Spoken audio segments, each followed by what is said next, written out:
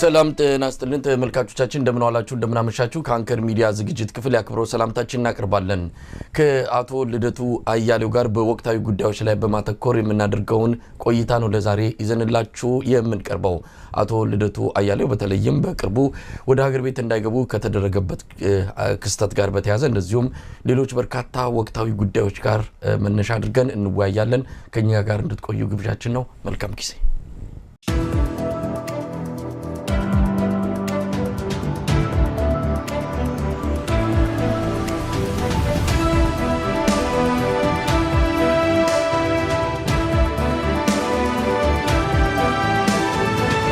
ጤና ይስጥልን አቶ ልደቱ እንደምን ሰነበትክ መሳይ እንዴት ሰነበትክ አመሰግናለሁ ስለ ግብዣ እኔም በጣም ነው ማመሰግነው ጥሬን ተቀበለ በወቅታዊ የኢትዮጵያ ጉዳዮች ላይ ለመነጋገር ፍቃደኛ በመሆን በአንከር ሚዲያ ታዳሚዎች ስም ከልብ ነው ማመሰግነው እንግዲህ ልደቱ ከሚዲያ አራክም በተለያዩ መገናኛ ብዙሃን ላይ ስሜትን ሐሳብን ስለ ሀገር ያለን በተለያዩ ጉዳዮች ላይ የምትገልጽባቸው መድረኮችም እየተከታተልን ነው ለተመልካቾች ሩቅ ባትሆንም በአንዳንድ ጉዳዮች ደግሞ እንደው ቆይታ ለማድረግ ነው ጋበስኩ ፍቃደኛ ስለሆንክ በድጋሚ አመሰግናለሁ የሚጀምረው አቶ ልደቱ በቅርቡ ሀገር አልባ ሆኛለሁ የሚል አንድ ያው ከአንተ ከሀገር ቤት አለመግባት ጋር ተያይዞ ያቀረብከው ለተለያዩ ዓለም አቀፍ ተቋማት ለተለያዩ ሀገራት የጻፍከውም ደብዳቤ ነበረ ፔቲሽንም አለ እስቲ ስለዚህ ጉዳይ ግለጽልን ሀገር አልባ ሆኛለሁ ብለሃል ምን ማለት ነው በሰፊው ተገልጿል ምናልባት እንግዲህ አንተ ዘግይተህ ካልሆነ በስተቀር መሳይ በሰፊው በተለያየ ሚዲያ ገልጬዋለሁ እንዳው አድማጭን ማሰልቸት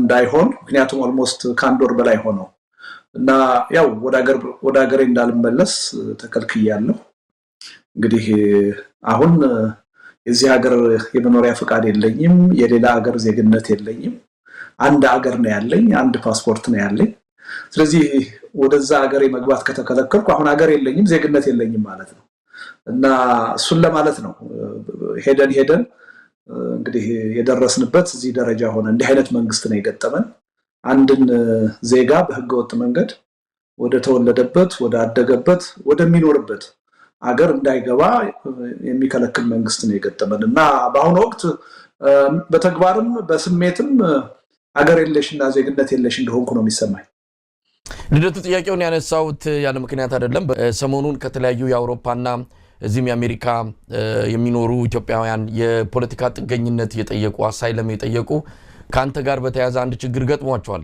ልደቱ በከፍተኛ ደረጃ በፖለቲካ ውስጥ የሚታወቅ ነው ላለፉት 2-3 ዓመታት እሱ እንኳን ወደ ሀገር ቤት ገባለሁ ብሎ በጠየቀበት ሁኔታ እናንተ በምን መልኩ ነው ሀገር ቤት መግባት አንችልም ብላችሁ የፖለቲካ ጥገኝነት የምትጠይቁት የሚል ፈተና ገጥሞናል ብለው የፖለቲካ ጥገኝነት ጠያቂዎች ለኛም ለዝግጅት ክፍላችንም እንደዚሁ በስልክም በጽሁፍም መልእክት አድርሰውናል ከዚህም ከአውሮፓም ስለዚህ ያንተ ወደ ሀገር ቤት አለ መግባትን ተከትሎ በአሳይለም ጠያቂዎች ላይ የተፈጠረ ችግር አለ እዚህ ላይ አስተያየት መስጠት ትችላለህ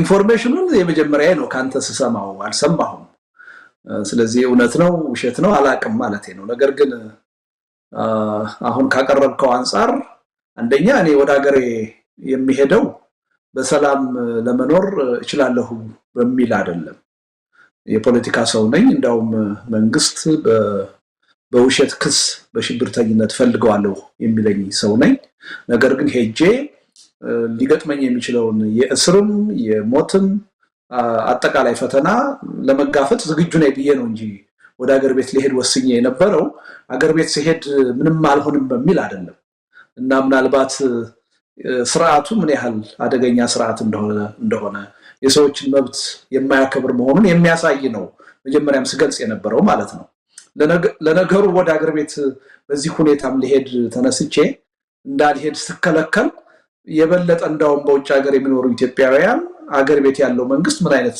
መንግስት እንደሆነ ሰዎችን በፖለቲካ አመለካከታቸው ዜግነታቸውን እስከመንጠቅ ድረስ ወደ ሀገራቸው እንዳይገቡ እስከመከልከል ድረስ የሚደርስ መሆኑን ጥሩ ማሳያ ይሆናል ብዬ ነው ማስበው እና እኔ እንዳውም ማስበው ጥገኝነት በፖለቲካ ማለት ነው በፖለቲካ ጥገኝነት የሚጠይቁ ሰዎች የኔ ጉዳይ አንድ ጥሩ ማስረጃ ሆኖ መቅረብ የሚችል ነው የሚመስለኝ ምን አይነት ጨካኝና አምባገነናዊ መንግስት በኢትዮጵያ እንዳለ ትልቅ ማሳያ ሆኖ ያገለግላል የሚል እምነት ነው ያለኝ በተቃራኒው ነው ማስበው ማለት ነው ምናልባት ልደቱ ለመረጃው አንዳንዶቹ በቀጥታ አንተንም ለማግኘት ፈልገው ጠይቀው ነበር እንግዲህ ፍርሃት የሚባል ነገር አለ በአሳይለም ውስጥ ያለፉ ሰዎች በስፋት ያቁታል ወደ ሀገር ቤት ለመግባት ፍርሃት የሚለው ነው እቺ ፍርሃት የሚለው ቃል በደንብ ሊሰመርባት ይገባል ፍርሃት አለ ነው አንተ ወደ ሀገር ቤት ለመግባት ምንም ፍርሃት የለህም እናንተ ላይ ያ ፍርሃት እንዴት መጣ ነው እንግዲህ አለመፍራት ማለት ችግር የለም ማለት አይደለም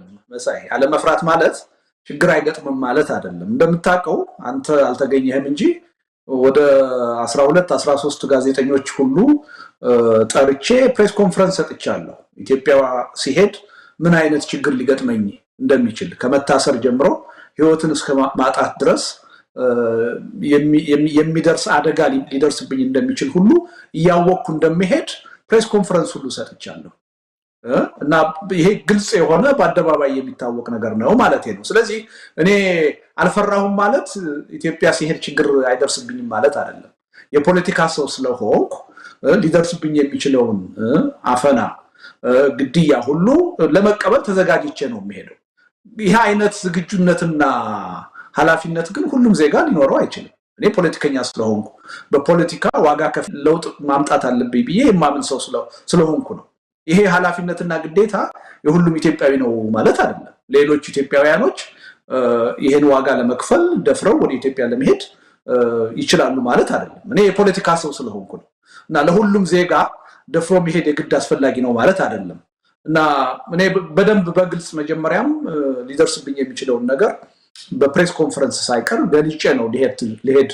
ተዘጋጅቼ የነበረው እና እኔ ካቀረብከው ጥያቄ አንፃር በተቃራኒው ነው የማየው እንደውም አገራቸው መግባት የማይችሉ ሰዎች ተጨማሪ ምክንያት ወይም ተጨማሪ መረጃ ይሆናል የኔ ኬዝ ብዬ ነው ማምነው እንግዲህ ልደቱ ያው በአሜሪካም ሆነ በአውሮፓ በተለይ እንደናንተ አይነት ስም ያላቸውን ፖለቲከኞች በደንብ ነው የሚከታተሉት ያቃሉ የናንተን እንቅስቃሴ እንደውም አሳይለም የሚጠይቁ ሰዎችንም የናንተ ስም የተጠቀሰ ሌሎችም የተጠቀሰ ምን ያህል ከፖለቲካው ጋር ቅርበት እንዳላቸው የሚያቀርቡት ኬዝ የሚያቀርቡት ታሪክ እውነተኛ ነው አይደለም የሚለውን የተለያዩ የኢትዮጵያ ፖለቲከኞችን ከተቋሚም ከመንግስትም ስም በመጥቀስ ምንድነው ያሉ ይጠይቃሉ እንግዲህ በኢሚግሬሽን የምናቀው ስለዚህ ከዛ አንፃር ያንተንም ጉዳይ በቅርበት ስምንም የሚያውቁት ይሆናሉ እነሱ ምክንያት ነው የሚፈልጉት በዋናነት ምክንያት ነው ለመከልከል ባሁን ሰዓት በተለይ ለመከልከል አንድ ምክንያት ብቻ ነው የሚፈልጉትና ሌላ ጠለቅ ብለው ጉዳዩ መመርመር የማይፈልጉም ከዛ አንፃር ችግር ገጥሞናል ለማንኛውም እንዳልከውም በተቃራኒውም ሊሆን ይችላል እንደው ልደቱ ለምን አብይ አህመድ አንተ እንዳትገባ ይፈልግ ይመስላል ገልጸው ሊሆን ይችላል እንደው በግሌም ብዙ ነገሮችን ግራቀኝ ተመለከትኩ እንደውም ወደ አንተ ወደዛ መሄድን ለመጠቀም የሚፈልግ ፖለቲካ ለመስራት የሚፈልግ አድርገን ስንገምት ነበር ግን ለምን ይመስላል የከለከለ ልደቱ ወይ እንግዲህ እኔና ጠቅላይ ሚኒስትሩ ሌላ ግንኙነት የለንም የግል ግንኙነት የለንም ምንተዋወቀው በአገሪቱ ፖለቲካ ጉዳይ ነው እና ለኔ ግልጽ ነው ሰላማዊ ትግልን በመፍራት ከሰላማዊ ትግልም ደግሞ የሚቀጥለው አመት ምርጫ ይካሄዳል በዛ ምርጫም ደግሞ ተቃዋሚዎች እንዳይሳተፉ ያለምንም ግርግር ያለምንም ጫና የ5 አመት ኮንትራት ይዘው ለመቀጠል ስለሚፈልጉ በዛ ረገድ ሚና ይኖረዋል በሚል ምናልባትም ተቃዋሚ ፓርቲዎችን ህብረተሰቡን ሊያነሳሳ ይችላል የሚል ፍርሃት ስላለ ነው የተከለከሉት ብዬ ነው ማምነው ልደቱ እንግዲህ ወደ ሰላማዊ ትግሉን እንምጣ መቼም ሁሉ ጊዜ ካንተ ጋር ስንገናኝ ብዙ ጊዜ ጥያቄን በዚህ ላይ አተኩራለሁ አሁንስ ልደቱ ሰላማዊ ትግልን በተመለከተ አቋሙ ምንድነው እንግዲህ ሰላማዊ ትግል እንደዚህ በሩ እየተዘጋ ሄደ እንኳን እግርን አገር ላይ ረግጠ የተወሰነ እንቅስቃሴ ባንድም ይሁን በሌላ እንዳታደርግ ስትከለከል ሁሉም በሩም ሲዘጋ አሁንም ሰላማዊ ትግል ማድረግ ይቻላል ብለህ ታምናለህ አንደኛ የተከለከለው አንድ ሰው ነው ኢትዮጵያ ውስጥ ያለው ወደ 130 ሚሊዮን ህዝብ ነው ስለዚህ አንድ ልደቱ ከውጭ ሀገር ወደ ሀገር ውስጥ እንዳይገባ ስለተከለከለ ሰላማዊ ትግል ከዚህ በኋላ አይሰራም ብሎ መደምደም የተሳሳተ ነው የሚሆነው ስለዚህ ህዝቡ ዛኔ ያለው ዜጎች ዛኔ ያሉት ስለዚህ ሰላማዊ ትግልን ይጠቅማል አይጠቅምም ብሎ ለመወሰን የኔ መከልከል አንድ ትልቅ ምክንያት ሆኖ ሊቀርብ የሚችል አይመስለኝም ይልቁንስ የሚያሳየው ምንድነው አገዛዙ ምን ያህል ሰላማዊ ትግልን እንደሚፈራው አገዛዙ ከተቃዋሚው ጎራና ከህብረተሰቡ በላይ የሰላማዊ ትግልን አስፈላጊነት ኃያልነት እንደተረዳና እንደፈራ ነው የሚያሳየው እና ዜጎችና ተቃዋሚዎች ከዚህ መማር ነው ያለባቸው ምን ያህል ሰላማዊ ትግል አስፈላጊ እንደሆነ ያገዛዙ ደካማ ጎን ሰላማዊ ትግል እንደሆነ ሰላማዊ ትግልን እኛ ከምናቀው በላይ አገዛዙ ምን ያህል እንደሚያቀውና እንደሚፈራው ከዚህ መረዳት ነው ያለብን መማር ነው ያለብን ብዬ ነው ማምነውና ሰላማዊ ትግልን አይሰራም ብሎ ውሳኔ ላይ ለመድረስ ይሄ ምንም የሚፈይደው ነገር ያለ አይመስለኝም እንዳውም አስፈላጊነቱን የበለጠ የሚያጎላና የሚያሳይ ነው ብዬ ነው ማምነው እንደው በምን መልኩ ሊሆን ይችላል አንተ አንድ በሰላማዊ ትግል አምነ ወደፊት የመጣ ፖለቲከኛ ነህ የኢትዮጵያ ህዝብማ በተለያየ መልኩ በምን አይነት የትግል ስልት ተስራቱን መጣል እንዳለበት ወስኖ የሚታገለውም ወደ ትጥቅ የሚገባው በተለያየ መልኩ እንቅስቃሴ ያደርጋል አንተ ግን በዚህ ወድ ብዙ ርቀት ሄደሃል አንተ ነህ ይሄንን መምራት ይቻላል መርተን በሰላማዊ ትግል ለውጥ ማምጣት እንችላለን ነው አንተ በዚህ መልኩ ከጫወታው እንድትወጣ ከተደረክ ሌላው እንዴት ተስፋ ላይ ያደርግ ይችላል በርግጥም በሩ ተዘግቷል ብሎ የበለጠ ተስፋ እንዲቆርጥ ያደርጋል እንጂ ወደ ትግል የበለጠ ወደ ሰላማዊ ትግል እንዲገባ ያደርጋል ብለ ታምናለህ በመጀመሪያ ደረጃ ቅድም ያልኩትን ነገር በደንብ መገንዘብ ያስፈልጋል ለምንድነው የተከለከልከው ብለ ስትጠይቀኝ እኔ ልደቱ ስለሆንኩ አይደለም ማራምደው ሰላማዊ ትግል ስለሆነ ሰላማዊ ትግልን በመፍራት ነው እኔን የከለከለኝ እዚህ ላይ ክርክር ካለ ልንከራከር እንችላለን የለም የከለከለህ በሌላ ምክንያት ነው የሚል ክርክር ካለ ልንከራከር እንችላለን እኔ ጠበንጃ የለኝም ሰራዊት የለኝም እንኳን ጠበንጃ እንኳን ሰራዊት ድንጋይ የሚወረውር ደጋፊ የለኝም ምንን ነው የሚፈራው አገር ቤት ብገባ ምንድነው የሚጎዳው ስርዓቱን የአገር ቤት ብገባ ሌላ ምክንያት የለውም የሚፈራው አስቀድሜም ግልጽ አድርጌያለሁ የፖለቲካ ታሪኬን በደንብ የሚያሳየው በሰላማዊ ትግል በጣም ቁርጠኛ የሆነ አቋም ያለው ሰው መሆኔን ነው በተሳትፎ በምርጫ ተሳትፎ በሰላማዊ ትግል ጠንካራ የሆነ አቋም ያለኝ አገዛዙን በሰላማዊ ትግል ማሸነፍ ይቻላል የሚል እምነት ያለኝ ሰው ነኝ ይሄን በደንብ ስለሚያውቅ ነው አገዛዙ እዚህ ላይ ልዩነት ካለ ልንከራከር እንችላለን ነገር ግን ይሄን አመለካከት እኔ ስለያዝኩ ሰላማዊ ትግል ውጤት ያመጣል ማለት አይደለም ሰላማዊ ትግል የህዝብ አስተሳሰብ የህዝብ ስልት ሲሆን ነው ውጤት የሚያመጣው እኔ ስለተቀበልኩት እኔ ስላራመድኩት የትም ሊደርስ አይችልም ተከታይ ያስፈልጋል ተቃዋሚው ጎራ የዚህ አይነት አስተሳሰብ ሲኖረው አብዛኛው የፖለቲካ ማህበረሰብ ይሄን አስተሳሰብ ሲቀበል ነው ለውጥ ሊያመጣ የሚችለው እንጂ ጥቂቶች ስላራመድ ነው ለውጥ ሊያመጣ አይችልም ትልቁ ችግር ያለው አሁን ጥቂቶች ነን ይሄን የተቀበልነው አብዛኛው ተቃዋሚ ጎራና አብዛኛው ህብረተሰብ ሰላማዊ ትግል ተስፋ አለው ብሎ አያምንም በጠበንጃ ነው ለውጥ መምጣት ያለበት ብሎ ነው የሚያምነው በዚህ ምክንያት ነው ውጤት ሊያመጣ ያልቻለው በእኔ እምነት የጥቂቶች ነው ብያምናለሁ ይሄ አስተሳሰብ በሰላማዊ ትግል ኢትዮጵያ ውስጥ በአጭር ጊዜ ባነሰ መስዋዕትነት ለዘላቂ ውጤት በሚበጅ አግባብ ለውጥ ማምጣት እንችላለን ብሎ የኢትዮጵያ ህዝብ ካመነ የኛን አስተሳሰብ ከተቀበለ የዚህ አገዛዝ እድሜ ረጅም ጊዜ መሄድ አይመስለኝም ምናልባት የጥቂት ወራታት ጊዜ ነው ሊሆን የሚችለው ትልቁ ችግር ያለው ህብረተሰቡ ተቃዋሚው ጎራ የሰላማዊ ትግልን አስፈላጊነትና ጠቃሚነት የገዢውን ፓርቲ ያህል እንኳን ማወቅና መረዳት አለመቻሉ በዚህ ነው ማየው እና እኔ ስለተከተልኩት ውጤት ሊያመጣ አይችልም የህብረተሰብ አመለካከት የህብረተሰብ ስልት ሲሆን ነው ለውጥ ሊያመጣ የሚችለው ጥቂት ሰዎች ስለተከተልነው ስላራመድነው የትም ሊደርስ አይችልም ወደፊትም በቀላሉ ሰላማዊ ትግል የህዝቡ አመለካከት መገለጫ ይሆናል የሚል እምነት የለኝም ለምን አብዛኛው ማህበረሰብ አሁን በጠበንጃ ነው ያመነ ያለው ለምን አብዛኛው ተቃዋሚ አብዛኛው አክቲቪስት አብዛኛው ጋዜጠኛ ሰላማዊ ትግል አያዋጣም በትጥቅ ትግል ነው ለውጥ የሚመጣው ይያለ ህብረተሰቡን እየቀሰቀሰ ነው ያለው በሰላማዊ ትግል ወጣችሁ ስትታገሉ ትታሰራላችሁ ትታፈናላችሁ ትገደላላችሁ ይያለ ያስፈራራ ነው ያለው እንደዚህ ያልክ ያስፈራራህ ህብረተሰቡ በሰላማዊ ትግል ተስፋ እንዲቆርጥ ያደረክ ጥቂት ሰዎች የፈለገውን ያህል በሰላማዊ ትግል ብናምን ለውጥ ሊመጣ አይችልም ህብረተሰቡ እንዲቀበለው እንዲያምንበት ሲደረግ ነው ለውጥ የሚመጣው ህብረተሰቡ ሲያምንበትና ሲቀበለው ማንንም አምባገነን በኢትዮጵያ ህዝብ ጫንቃ የመዋልና የማደር እድል አይኖርም ትልቁ ችግር ያለው ህብረተሰቡ በተለይም ተቃዋሚው ጎራ ይሄን አመለካከት መቀበል ባለመቻሉ አሁንም እንደጥንቱ ኋላ ቀር የሆነ ዘመን ያለፈበት ረጅም ጊዜ በተደጋጋሚ ፈትነን ሞክረን የወደቅንበትን ስልት ይዞ መቀጠል ስለፈለገ ምክንያቱ ያ ምናልባት ልደቱ በዚህ ያው ባለፈው ብዙ ስለተነጋገርንበት እኔም እስከማምነው ድረስ አሁን ባለው የኢትዮጵያ ሁኔታ ያው ሰላማዊ ትግል ብለው የጀመሩ የተቃዋሚ ፓርቲዎች አሉ ምንም አይነት ስንዝር መራመድ ያልቻሉ ስብሰባ ማድረግ የማይችሉ ሰው ጠርተው ፖለቲካዊ መስመራቸውን የትግል ስልታቸውን ለመነጋገር እንኳን ምንም አይነት እድል ያልተሰጣቸው ሁሉ ነገር ዝግ የሆነበት የፖለቲካ ምህዳር ነው ያለውና በዛ ትግል በዛ ሜዳ ላይ ምን ያህል ውጤት ያመጣሉ አሁን በቅርቡም የኦጋዴን ብሔራዊ ነጻነት ግንባር ኦብነግ እንግዲህ በሰላማዊ መንገድ በምርጫ ፖለቲካ አምኖ ገብቶ ለመታገል ፈርሞ ከኤርትራ ከብልጽግና መንግስት ጋር በፊት አብይ አህመድ ወደ ስልጣን እንደመጣ የገባው ፓርቲ ኦጋዴን ብሔራዊ ነጻነት ግንባር አሁን ተስፋ ቆርጫለሁ ብሎ ሌላኛውን በፊት የሚታወቅበትን የጠመንጃ ትግል ለመጀመር ጫፍ ላይ እንዳለ ገልጿል አሁን በፊትም የገቡትም በሰላማዊ ትግል አምነው አብረው ለመስራት የገቡትም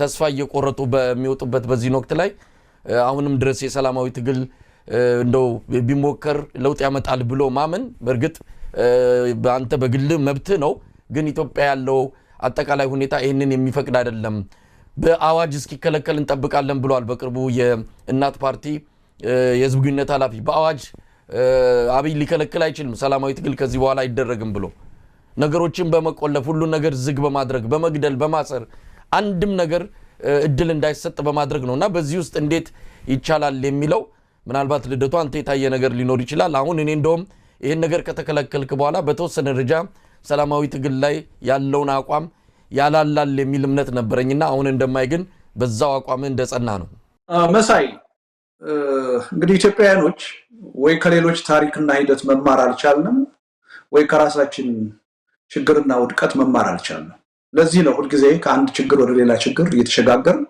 ሁሉ ጊዜ በአምባገነኖች እየተገዛን ይቀጥል ነው ከተለመደው አስተሳሰብ ከተለመደው አካሄድ ወጣ ብለን እንደሌላው ዓለም አዲስ ነገር ማየት እስካልቻልን ድረስ የትም መድረስ አንችልም ይሄን መረዳት ያስፈልጋል ሰላማዊ ትግል እኔ የፈጠርኩት ስልት አይደለም በመላው ዓለም ተሞክሮ ውጤታማነቱ በተግባር የተረጋገጠ ስልት ነው በብዙ ጥናቶች የተረጋገጠ ስልት ነው ከትጥቅ ትግል ይልቅ ሰላማዊ ትግል 10 እጥፍ ብዙ ዓለም አቀፍ ጥናቶች የሚያሳዩት 10 እጥፍ ውጤታማ ማምጣት የሚችል ስልት ነው ይሄን ስልት ተጠቅመው አብዛኛዎቹ ሀገሮች ችግራቸውን ፈተዋል ዛሬ በዓለማችን የእርስ በርስ ጦርነት የሚካሄድባቸው ሀገሮች ከ7 እና ከ8 አይበልጡም ኢትዮጵያን ጨምሮ አብዛኛው የዓለም ሀገር ችግሩን አሁን እየፈታ ያለው በውይይት ነው በድርድር ነው በምርጫ ሂደት ነው በሰላማዊ ትግል ነው ስለዚህ ይሄ በዓለም ደረጃ ውጤታማ የሆነ ስልት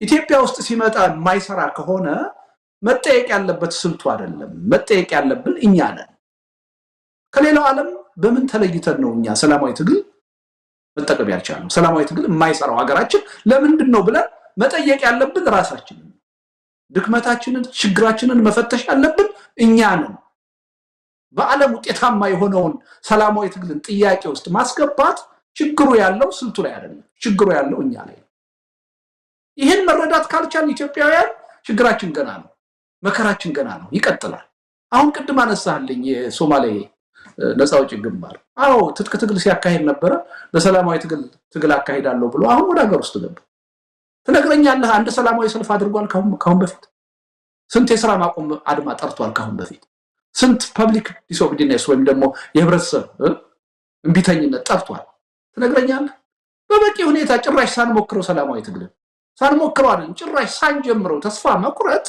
ይሄኛ ችግር ነው ሰላማዊ ትግል አልገባንም ምን ያህል ኃያል እንደሆነ መማር ማወቅ አልቻልንም ስለዚህ እኔ ልደቱ የፈጠረው ስልት አይደለም ይሄ በብዙ አገሮች በፖለቲካ መሪዎች በተግባር ውሎ ተጨባጭ ሆነ ውጤት ያሳየ ነው በብዙ ሳይንቲፊክ ጥናቶች ውጤታማነቱ ከበቂ በላይ የተረጋገጠ ነው ይሄ ስልት ኢትዮጵያ ውስጥ የማይሰራ ከሆነ ተጠያቂው ስልቱ አይደለም ስልቱን መጠቀም ያልቻልነው የኢትዮጵያ የፖለቲካ ኃይሎች ነን ተጠያቂ መሆን ያለብን እኔ በጣም የሚያሳዝነኝ መሳይ በ21ኛው ክፍለ ዘመን በኔና ባንተ እድሜ ከሁለተኛው ከዚህ ከቀዝቃዛው ዓለም ጦርነት ማብቃት በኋላ ከ70 ከ80 አገር በላይ ወደ ዲሞክራሲ ተሸጋግሯል ወደ ሰላማዊ ትግል ተሸጋግሯል እኛ ግን በ21ኛው ክፍለ ዘመን ሰላማዊ ትግል ያስፈልጋል አያስፈልግም ይጠቅማል አይጠቅምም በሚል እንከራከራለን እጅግ በጣም ኋላ ቀሮች ነን ፖለቲካችን እጅግ ፕሪሚቲቭ ነው ኋላ ቀር ነው የሚያሳዝን ነው አባቶቻችን አያቶቻችን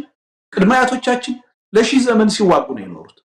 ኢትዮጵያ ዛሬ በመንግስት ታሪክ በስልጣኔ የጥንት ሀገር ሆና እያለ በድህነት ጭራ ሆና አሁን የምትገኘው በሌላ ምክንያት አይደለም። ከጦርነት አዙሪት መላቀቅ ስላልቻልን ነው።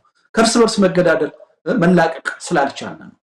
ወደ ሰላማዊ የትግል ሂደት መግባት ስላልቻልን እኔ ከዚህ በኋላ ምን ልንማር እንችላለን? እንደው ሌላውን እንተውና ዶክተር አብይ ወደ ስልጣን ከመጡ በኋላ ስንት ጦርነቶች ተጀመሩ? ስንት ጦርነቶች እየተካሄዱ ነው?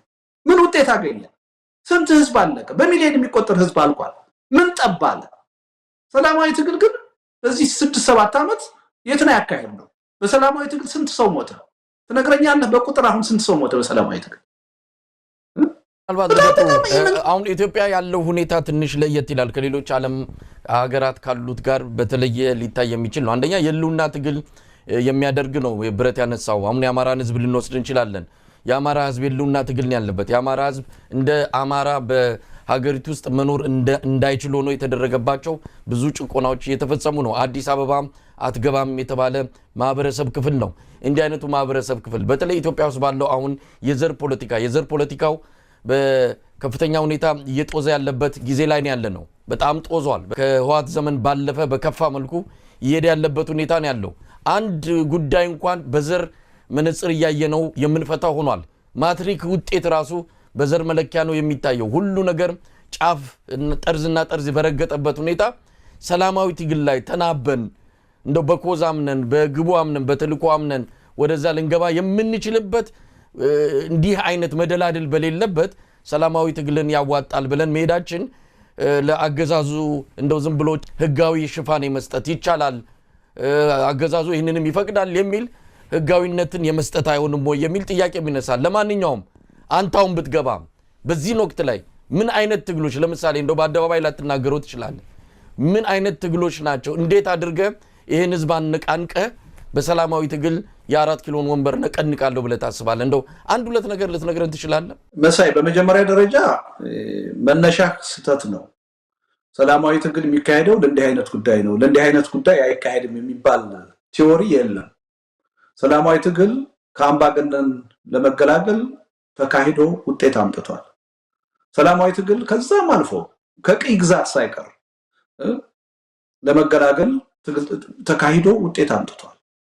ለህልውናም ጥያቄ ሰላማዊ ትግል ማድረግ ይቻላል። ለህልውና ጥያቄ ሲሆን ሰላማዊ ትግል አይካሄድም ወይም በሰላማዊ ትግል ውጤት ማምጣት አይቻልም የሚል ቲዎሪ የለም። ሰላማዊ ትግል ለማንኛውም አይነት ችግር መካሄድ ይችላል። አንደኛ መነሻ ትክክል አይደለም። ላለብን የህልውና ችግርም ሰላማዊ ትግልን መጠቀም እንችላለን። ይሄ ምንም ጥያቄ ውስጥ የሚገባ ነገር አይደለም። ሁለተኛ አሁን ስጠይቀኝ እየተነጋገርን ያለ ነው ሊሰራ በሚችል በቲዮሪ ደረጃ መጽሐፍቶች ላይ ፊልሞች ላይ ሌሎች ነገሮች ላይ በሐሳብ ደረጃ ምናምንበት ሳይሆን ይሰራል ላይሰራም ነው። የአማራ ህዝብ ጥይት እየተተኮሰበት ቤቱ ድረስ አብይ አህመድ ወታደር ልኮበታል እና እጁን አጣምሮ ነው የሚጠብቀው እጁን እንደዚህ አድርጎ ወይስ አልሞት ባይ ተጋዳይ ሆኖ ያለውን ምንሽርም ይዞ ወጥቶ ራሱን ማትረፍ ነው ያለበት? እስቲ እዚህ ላይ ምን ማለት ትችላለህ? አዝናለሁ። በ21ኛው ክፍለ ዘመን አንተ ስለምንሽር ነው የምታስበው። ሰላማዊ ትግል እጅን አጣምሮ መሞት መገደል አይደለም። ሰላማዊ ትግል ትልቅ መሳሪያ ነው። አምባገነኖችን ማንቀጥቀጥ የሚችል ነው። በወራት አይደለም፣ በሳምንታት አይደለም፣ በቀናት አምባገነኖችን ሲጥል ታይቷል። በእኔና በአንተ እድሜ ቅርብ ጊዜ የዛሬ 10 12 13 ዓመት የአረብ ስፕሪንግን አላየህም? 3 4 ለ30 ለ40 ዓመት በስልጣን ላይ የነበሩ አምባገነኖች ሲገረሰሱ አላየህ? ይሄ ተጨባጭ አይደለም? የኢትዮጵያን ተጨባጭ ሁኔታ እኔ 1966 መንግስት የንጉሱ 40 ዓመት በስልጣን ላይ የቆየ የንጉስ ስርዓት በሰላማዊ ትግል ነው የወረደው። ይሄ ተጨባጭ የሆነ ለኔና ላንተ ራሱ ሩቅ ያልሆነ በልጅነታችን የተከሰተ ነገር ነው። ያ ነባራዊ ሁኔታ አሁን ይሰራል። አሁን ኢትዮጵያ በዘር በሃይማኖት በተለያየ መልኩ ተከፋፍለዋል። 66 ላይ የነበረው የኢትዮጵያ ማህበረሰብና አሁን ያለው አንድ አይነት አይደለም። የአረብ ስፕሪንግን ያከናወነው ህዝብና ኢትዮጵያ ውስጥ አሁን በተለያየ መልኩ የተከፋፈለው እንደ አንዱ እኮ ህዝብ ሙሉ በሙሉ ጭቆና ውስጥ ነው ያለው። ይሄ ሁኔታ ኢትዮጵያ ውስጥ ሊሰራ የማይችልባቸው ብዙ እውነታዎችን አስረግጦ ማቅረብ የሚቻል ይመስለኛል። ልደቱ ከ1966 ይልቅ አሁን ያለው ትውልድና ዘመን ለሰላማዊ ትግል የበለጠ የቀረበ ነው። ከ2000 በፈረንጆ በአበሻ ከ2002 3 ወይም ደግሞ የአረብ ስፕሪንግ ከተካሄደበት ጊዜ አሁን እንደውም ለሰላማዊ ትግል የተሻለ ነው የቀረበ አመለካከት ነው ያለው። መሳይ ችግሩ ምን መሰለህ? አንድ ጊዜ አንድን አመለካከት ላለመቀበል ከወሰን የፈለገውን ያህል ሎጂክ የፈለገውን ያህል ማስረጃ መረጃ ባቀርብልህ ልታምን አትችልም። ቅንጅት ከመመስረቱ 2-3 ዓመት ወይም 4 ዓመት በፊት ሲባል የነበረው እንደዛ ነው። ይሄን አምባገነን መንግስት በምንም ተአምር በሰላማዊ ትግል ቻሌንጅ ማድረግ አይቻልም። እናንተ ውርውር የምትሉ የኢዴፓ ሰዎች ይሄን አገዛዝ ዴሞክራት ለማስመሰል ነው የምትታገሉት እያሉ ይተቹን ነበር። እነ ዶክተር ብርሃኑ ይተቹን ነበር። ኋላ ግን 92 ዓመተ ምህረት በተግባር ሰላማዊ ትግል ውስጥ ገብተን ህዝቡን አንቀሳቅሰን ውጤት ማምጣት እንደሚቻል አሳየን። በአዲስ አበባ ከተማ 14 የክልል መቀመጫ በፓርላማ 2 መቀመጫ በ3 ወር ጊዜ ውስጥ ማግኘት ይቻላል። ህዝቡ ተነሳሳ። እንዴ ለካ በሰላማዊ ትግል ለውጥ መምጣት ይችላል የሚል ተነሳሽነት አደረበት። ፓርቲዎችም መነቃቃት ጀመሩ። ከዛ 5 ዓመት በኋላ ነው 97 ዓመተ ምህረት ያን ሰላማዊ እንቅስቃሴ አድርገን ህዝቡ በሰላማዊ ትግል በምርጫ ለውጥ እንደሚመጣ ተስፋ አድርጎ ተሳትፎ አድርጎ ነው ከ180 በላይ መቀመጫ ተቃዋሚዎችን ማሸነፍ የቻለው። ከ180 በላይ ወረዳ ነው በምርጫ ነፃ ማውጣት የተቻለው። አዲስ አበባን የመሰለ የአገሪቱን ዋና ከተማ በሚሊዮን የሚቆጠር ህዝብ ያለባትን ነፃ ማውጣት ችለናል፣ ማሸነፍ ችለናል። ከዛ በኋላ አመራሮቹ በግልብነት ውጤቱን ሜዳ ላይ ባይበትኑት ኖሮ ዛሬ የመንግስት ለውጥ አምጥተን ብዙ ዓመት መቆየት እንችል ነበር። ከኢህአዴግ ከብልጽግና አገዛዝ የምንገላገለው ከብዙ ዓመት በፊት ነበር። ያን ውጤት ስላበላሸረው ነው። እና በኢትዮጵያ ተጨባጭ ሁኔታ ሰላማዊ ትግል ውጤት አምጥቶ አሳይቶና አንተ ራስህ ስትደግፈው የነበረው አብዛኛው የኢትዮጵያ ህዝብ የደገፈው ዶክተር አብይን ወደ ስልጣን ያመጣው ለውጥ በዋናነት ሰላማዊ ትግል ነው። ግንቦት 7 አስመራ ሆኖ ኤርትራ ሆኖ አርበኞች ግንባር ወይም ኦነግ ተዋግቶ ያመጣው ለውጥ አይደለም። የኢትዮጵያ ወጣቶች በቄሮነት በፋኖነት ተደራጅተው ያደረጉት ሰላማዊ ትግል ነው የነ ዶክተር አብይ አገዛዝ ወደ ስልጣን እንዲመጣ ያደረገው። ይሄ ተጨባጭ የሆነ ለውጥ ነው። በጠመንጃ እስካሁን አንድ ወረዳም ነፃ ያወጣ አላየንም በዛን ጊዜ። አሁን እያልኩ ያለሁት እንደዚህ አይነት አምባገነን መንግስት ባለበት ሀገር የሰዎችን መብት ለማፈን የሚያስር የሚገል መንግስት ባለበት ሀገር ሰዎች ወደ ትጥቅ ትግል አይሄዱም እያልኩ አይደለም። እንደሚሄዱ በተግባር እየታየ ነው። ለዛ ተጠያቂው መንግስት ነው። አፋኝ መንግስት ባለበት ሀገር ሰዎች ምን ጊዜም ጠመንጃ ማንሳታቸው አይቀርም። ያን ሂደት እኔ ላስቆመው አልችልም፣ ላስቀረው አልችልም። የትኛውንም ያህል ብጠላው ባላምንበት መካሄዱ አይቀርም። ይሄን ሪያሊቲ የፈጠረው መንግስት ነው። ነገር ግን በተመሳሳይ ሁኔታ ደግሞ ሰላማዊ ትግል መካሄድ ይችላል። በነገር ላይ ከራሳችሁ ጋር ተጣልታችሁ ነው እንጂ አንተ ራስህ እኮ አሁን ሰላማዊ ትግል ነው እያካሄድ ያለው። ብዕር ይዘህ ማይክሮፎን ይዘህ ነው እየሰራህ ያለው፣ ጠመንጃ ይዘህ አይደለም። እኔ ለምንድን ነው የምትጋብዘኝ? ጠመንጃ የለኝ፣ ሰራዊት የለኝ፣ ለምን ትጋብዘኛለህ? አዎ እንግዲህ ምናልባት አንድ ከአማራ ህዝብ ትግል ጋር በተያያዘ ላነሳል ነው። የአማራ ህዝብ የመጀመሪያው ምርጫ አልነበረም። መሳሪያ ያነሳው የመጀመሪያው ምርጫ አልነበረም። ወደ 10 ወራት ያህል ሰልፍ አድርጎ በ22 የአማራ ከተሞች ሰልፍ አድርጎ እባካችሁ ስሙን አትግደሉን የተደረገው ሰልፍ በየከተማው ይሄ ሁሉ አልበቃ አለ። መጨረሻ ላይ ግድያ ሲጀመር አፈና ሲጀመር እንግዲህ በሰልፍ ሞከርን ካልሆነ በሰይፍ እንሞክር ብለው ያው አልሞከሩትም ማለት አይደለም። ሞክረውታል። ሰላማዊ ትግልንም ሞክረውታል። በሰልፍ ሞክረውታል። በአድማ ሞክረውታል። መንገድ ዘግቶ በማመጽ ሞክረውታል። እንግዲህ ሲቪል ዲስኦቢዲየንስ የሚባለውን ሁሉ ሞክረዋል። መጨረሻ ላይ ነው ብረት ያነሱት። ስለዚህ አልተሞከረም ማለት አይቻልም። ሁሉ ጊዜ ሰላማዊ ትግል ካላዋጣ ደግሞ ወደ ትጥቅ ትግል መግባቱ የሉናም ጉዳይ ስለሆነ ምርጫ ያጡበትም ስለሆነ ተገቢ ነው የሚል እምነት አለኝ። እኛ የነሱን ድምጽ ነው እያሰማን ያለ ነው። የሚታገሉትን ድምጽ ሆነው ሌሎችም ወደ ትግል እንዲገቡ ወደ ነፃነት ትግሉ እንዲገቡ የመቀስቀስም የማሳመንም ስራ ነው የምንሰራው እንጂ የሰላማዊ ትግል ያዋጣል የሚለው ስብከት ምናልባትም ከዚህ በኋላ በኢትዮጵያ ሰማይ ላይ ይሰራል በሚል ተስፋ በማድረግ አይደለም። ኦኬ ጥሩ። ይሄን አቋምህን እኮ አውቃለሁ መሰለኝ። አዲስ አይደለም ማለት ነው። የነበረ አቋም ነው። ኢትዮጵያም ከአምባገነኖች እንዳትገላገል ያደረገው አመለካከት ይሄ አመለካከት ነው። አይደንቀኝም እኔ ማለት ነው።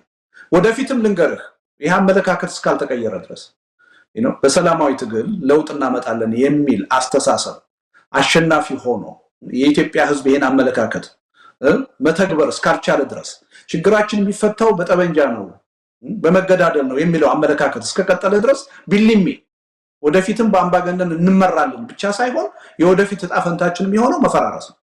እንደ አገር ህልውናችን ጥያቄ ውስጥ ነው የሚገባው። ስቴትለስ የሆነ ሁኔታ ውስጥ ነው የምንገባው። ስለዚህ ከዓለም መማር ካልቻል ከራሳችንም አሁን ዘርዝሬ ካቀረብኩልህ ውጤት መማር ካልቻል በመገዳደል ነው የምንጠቀመው ብለን የምንቀጥል ከሆነ የትም አንደርስም። ለዚህ ነው እኔ ሁልጊዜ ወጥቼ ኢትዮጵያ ከመዳን ይልቅ የመፍረስ እድሏ ነው የሚበዛው የምለው። ይሄ አንተ የምታራምደው አመለካከት ምን ያህል የገነገነ በአጭር ጊዜም ሊቀየር የማይችል እንደሆነ ስለምረዳ ነው። አሁን አንተ ምን አልከኝ? 10 ወር ነው ፋኖ እንቅስቃሴ ያደረገው በሰላማዊ ትግል አልከኝ። 10 ወር ሰዋት 10 ወር አይበቃም። ለምን 10 ዓመት አይሆንም? ይሄው በትጥቅ ትግል 2 ዓመት ሆነ አይደል እንዴ? በ10 ወር ውስጥ ስንት ሰው ሞተ? 5-6 ሰው። አሁን 2 ዓመት ትጥቅ ትግል ተካሂዶ አማራ ክልል ውስጥ በብዙ መቶ ሺዎች የሚሆኑ አልቀዋል። ምን ውጤት መጣ? እውነቱን ልንገርህ፣ በቃ የሚለው ያ ሰላማዊ እንቅስቃሴ በብዙ የአማራ ክልል ከተሞች መሬት አንቀጥቅጥ የሆነ እንቅስቃሴ ቀጥሎ ቢሆን ኖሮ ዛሬ ከፍተኛ ለውጥ ይመጣ ነበር። ትልቁ ስህተት የተሰራው ዛሬ ተስፋ ቆርጠን ወደ ጠበንጃው በመሄዳችን እሱን ጥርሳችንን ነክሰን ይዘነው ቀጥለን ቢሆን ኖሮ ዛሬ የኢትዮጵያ ሁኔታ የአማራ ክልል ሁኔታ በከፍተኛ ደረጃ ይቀየር ነበር። መንግስት ምንም ማድረግ የማይችልበት ደረጃ ደርሶ ነበር። አብዛኞቹ ከተሞች ከመንግስት ጋር ተፋተው መንግስትን ቻሌንጅ ማድረግ ችለው ነበር። ይሄን ሲያውቅ ነው የብልጽግና መንግስት የትግራዩን ጦርነት አምጥቶ ይሄ የህዝብ እንቅስቃሴ ውሃ እንዲቸለስበት ያደረገው። ያ እንቅስቃሴ ቀጥሎ ቢሆን ምንም ጥርጥር የለኝም ዛሬ ከፍተኛ ለውጥ ይመጣ ነበር። መሳይ ሌላውን እንተወውና ከኦርቶዶክስ ቤተክርስቲያን ጋር በተያያዘ በተፈጠረው ችግር የአዲስ አበባ ህዝብ እኮ አሳየ ሰላማዊ ትግል ምን ያህል መንግስትን ሊያንቀጠቅጥ እንደሚችል። ያ ትግል ቀጥሎ ቢሆን ኖሮ መንግስት በስልጣን ላይ አሁን አይኖርም። ውሃ ባይቸለስበት ኖሮ በ2-3 ቀን እንቅስቃሴ ነው የአዲስ አበባ ህዝብ ወጥቶ አምባገነኑን መንግስት ማብረክረክ የጀመረው። ሸብረክ እንዲል ሐሳቡን እንዲቀይር ያደረገው በእብሪት ነበረ ጠቅላይ ሚኒስትሩ ይናገሩ የነበረው። ኋላ ላይ ግን አስታራቂ መስለው ያን ነገር ወደ ማብረር ነው የሄዱት። አደጋውን ተረዱ። ከዚህ እንኳን እንዴት አንማርም? ሰላማዊ ትግል ሀያል የትግል ስልት ነው። ትልቅ ጉልበት ነው። ቢልሚ አሁን ገዢው አስተሳሰብ የኔ አይደለም ያንተ አስተሳሰብ ነው። ይህ አስተሳሰብ በኢትዮጵያ ገዢ ሆኖ እስከቀጠለ ድረስ እንኳንስ ከአምባገነን መገላገል አገራዊ ህልውናችንም አይቀጥልም፣ እንፈርሳለን። ጦረኛ መስለን እንዳንታይም ነው አሁን ያንተ አስተሳሰብ ነው የገነገነው ሲባል።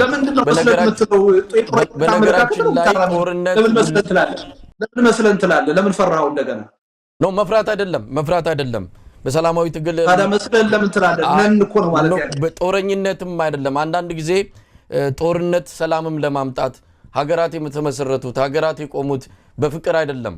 ጦርነት አንዳንድ ጊዜ ሀገርም ለማጽናት ሀገርንም ለመጠበቅ ሰላምም ለማምጣት ምንድነው war for peace የሚባል አለ። ጦርነትን አድርገ ሰላም ለማምጣት የምትሄድበትም ጦርነት አለ። ሁሌ ጦርነት መጥፎ ነው ማለት አይደለም። የግድ ሲሆን ግን ታደርጓለህ ነው። አሁን የግድ የሚል ነገር ስለመጣ እንጂ የመጀመሪያ ምርጫማ መሆን የለበትም። ጦርኝነትን በአጠቃላይ በዚህ በደም መቃባት የሚመጣ ለውጥ ማናችንም አንደግፍም ጤነኛ አእምሮ አስተሳሰብ እስካለን ድረስ። ነገር ግን የግድ የሚልበት ቀይ መስመር የሚታለፍበት ምንም ነገር የማይቻል ሲሆን ደግሞ ሀገር ለማጽናትም ሀገርንም ሰላም ለማድረግም ጦርነት ግድ የሚልበት ጊዜ አለ እንጂ ጦርነት የመጀመሪያ አማራጭ የሚሆንበት ነገር ካለ ከጤነኛ አእምሮ የሚመጣ አይደለም። ለማንኛውም ልደቱ በልዩነት እንለፈውና አሁን አንተ ምን ላይ ነው ያለው? እንግዲህ ወደ ሀገር አትገባም ተብለሃል። አሁን ደግሞ ሀገር አልባም ሆነሃል ወይ? አሳይለም የፖለቲካ ጥገኝነት ስለመጠየቅ መረጃው የለኝም። የቪዛ ጊዜ ወይም ደግሞ የተሰጠ ጊዜ ላይበቃ ይችላል። ስለዚህ ልደቱ ምንድነው? ምን እያደረገ ነው? ያው ብዙ ነገሮችን አደርጋለሁ ዓለም እንዲያውቀው ኢትዮጵያን እንዲያውቁት ፔቲሽኑም የደረሰበትን ሁኔታ ካለም ልትነግረን ትችላለህ። ስለዚህ አሁን ልደቱ በምን ሁኔታ ላይ ነው ያለው? ወል እንደምታየኝ ነው ሐሳቤን እየገለጽኩ ነው። ሀገር ውስጥ መግባት አልቻልኩም። ያው ሀገር ውስጥ ካልገባው ደግሞ የሰላማዊ ትግሉን በብቃት መምራት አልችልም። ያ ሚና አይኖረኝም። ግን ደግሞ ያው እንደማንኛውም ሰው እንግዲህ ዲያስፖራ ሆኜ ደግሞ ቀጥላለሁ ማለት ነው። አቅሜና ሁኔታው በፈቀደ መጠን አትሊስት በሐሳብ የኢትዮጵያን ህዝብ ትግል የመርዳት ሙከራዬን ጥረቴን እቀጥላለሁ።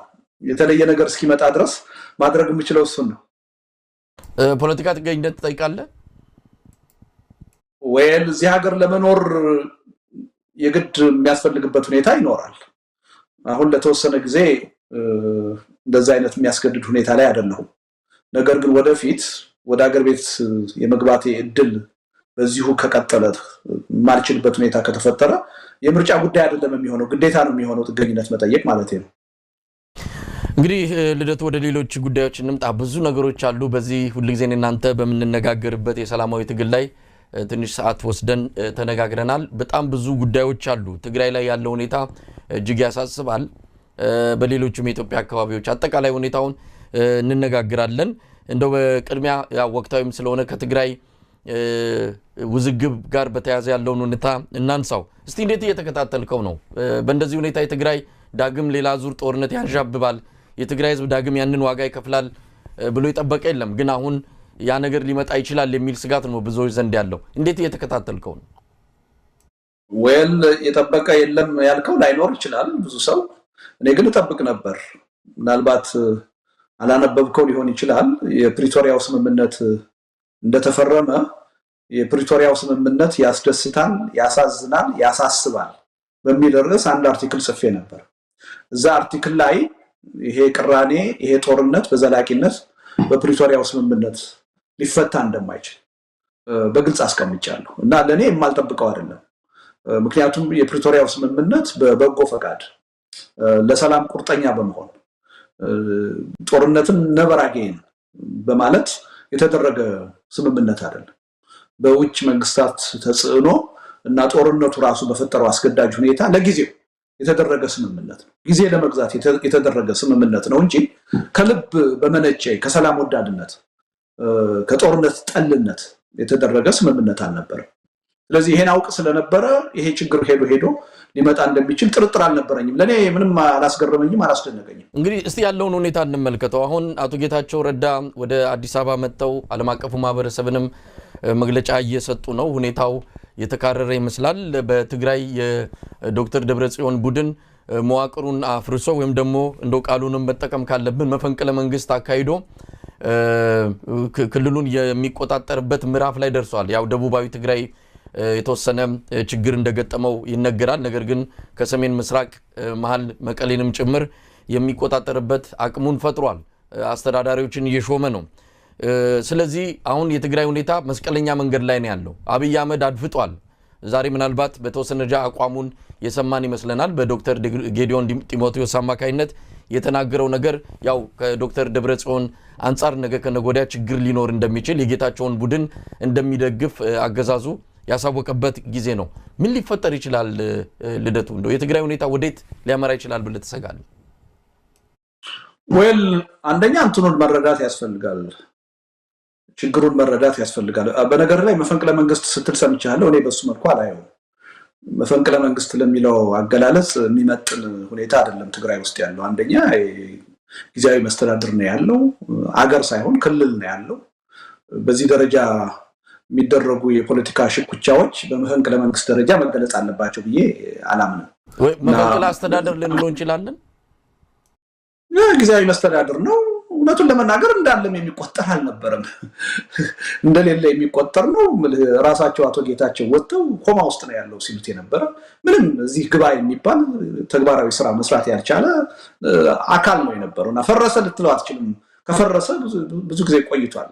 ኦልሞስት ዓመት አልፎታል።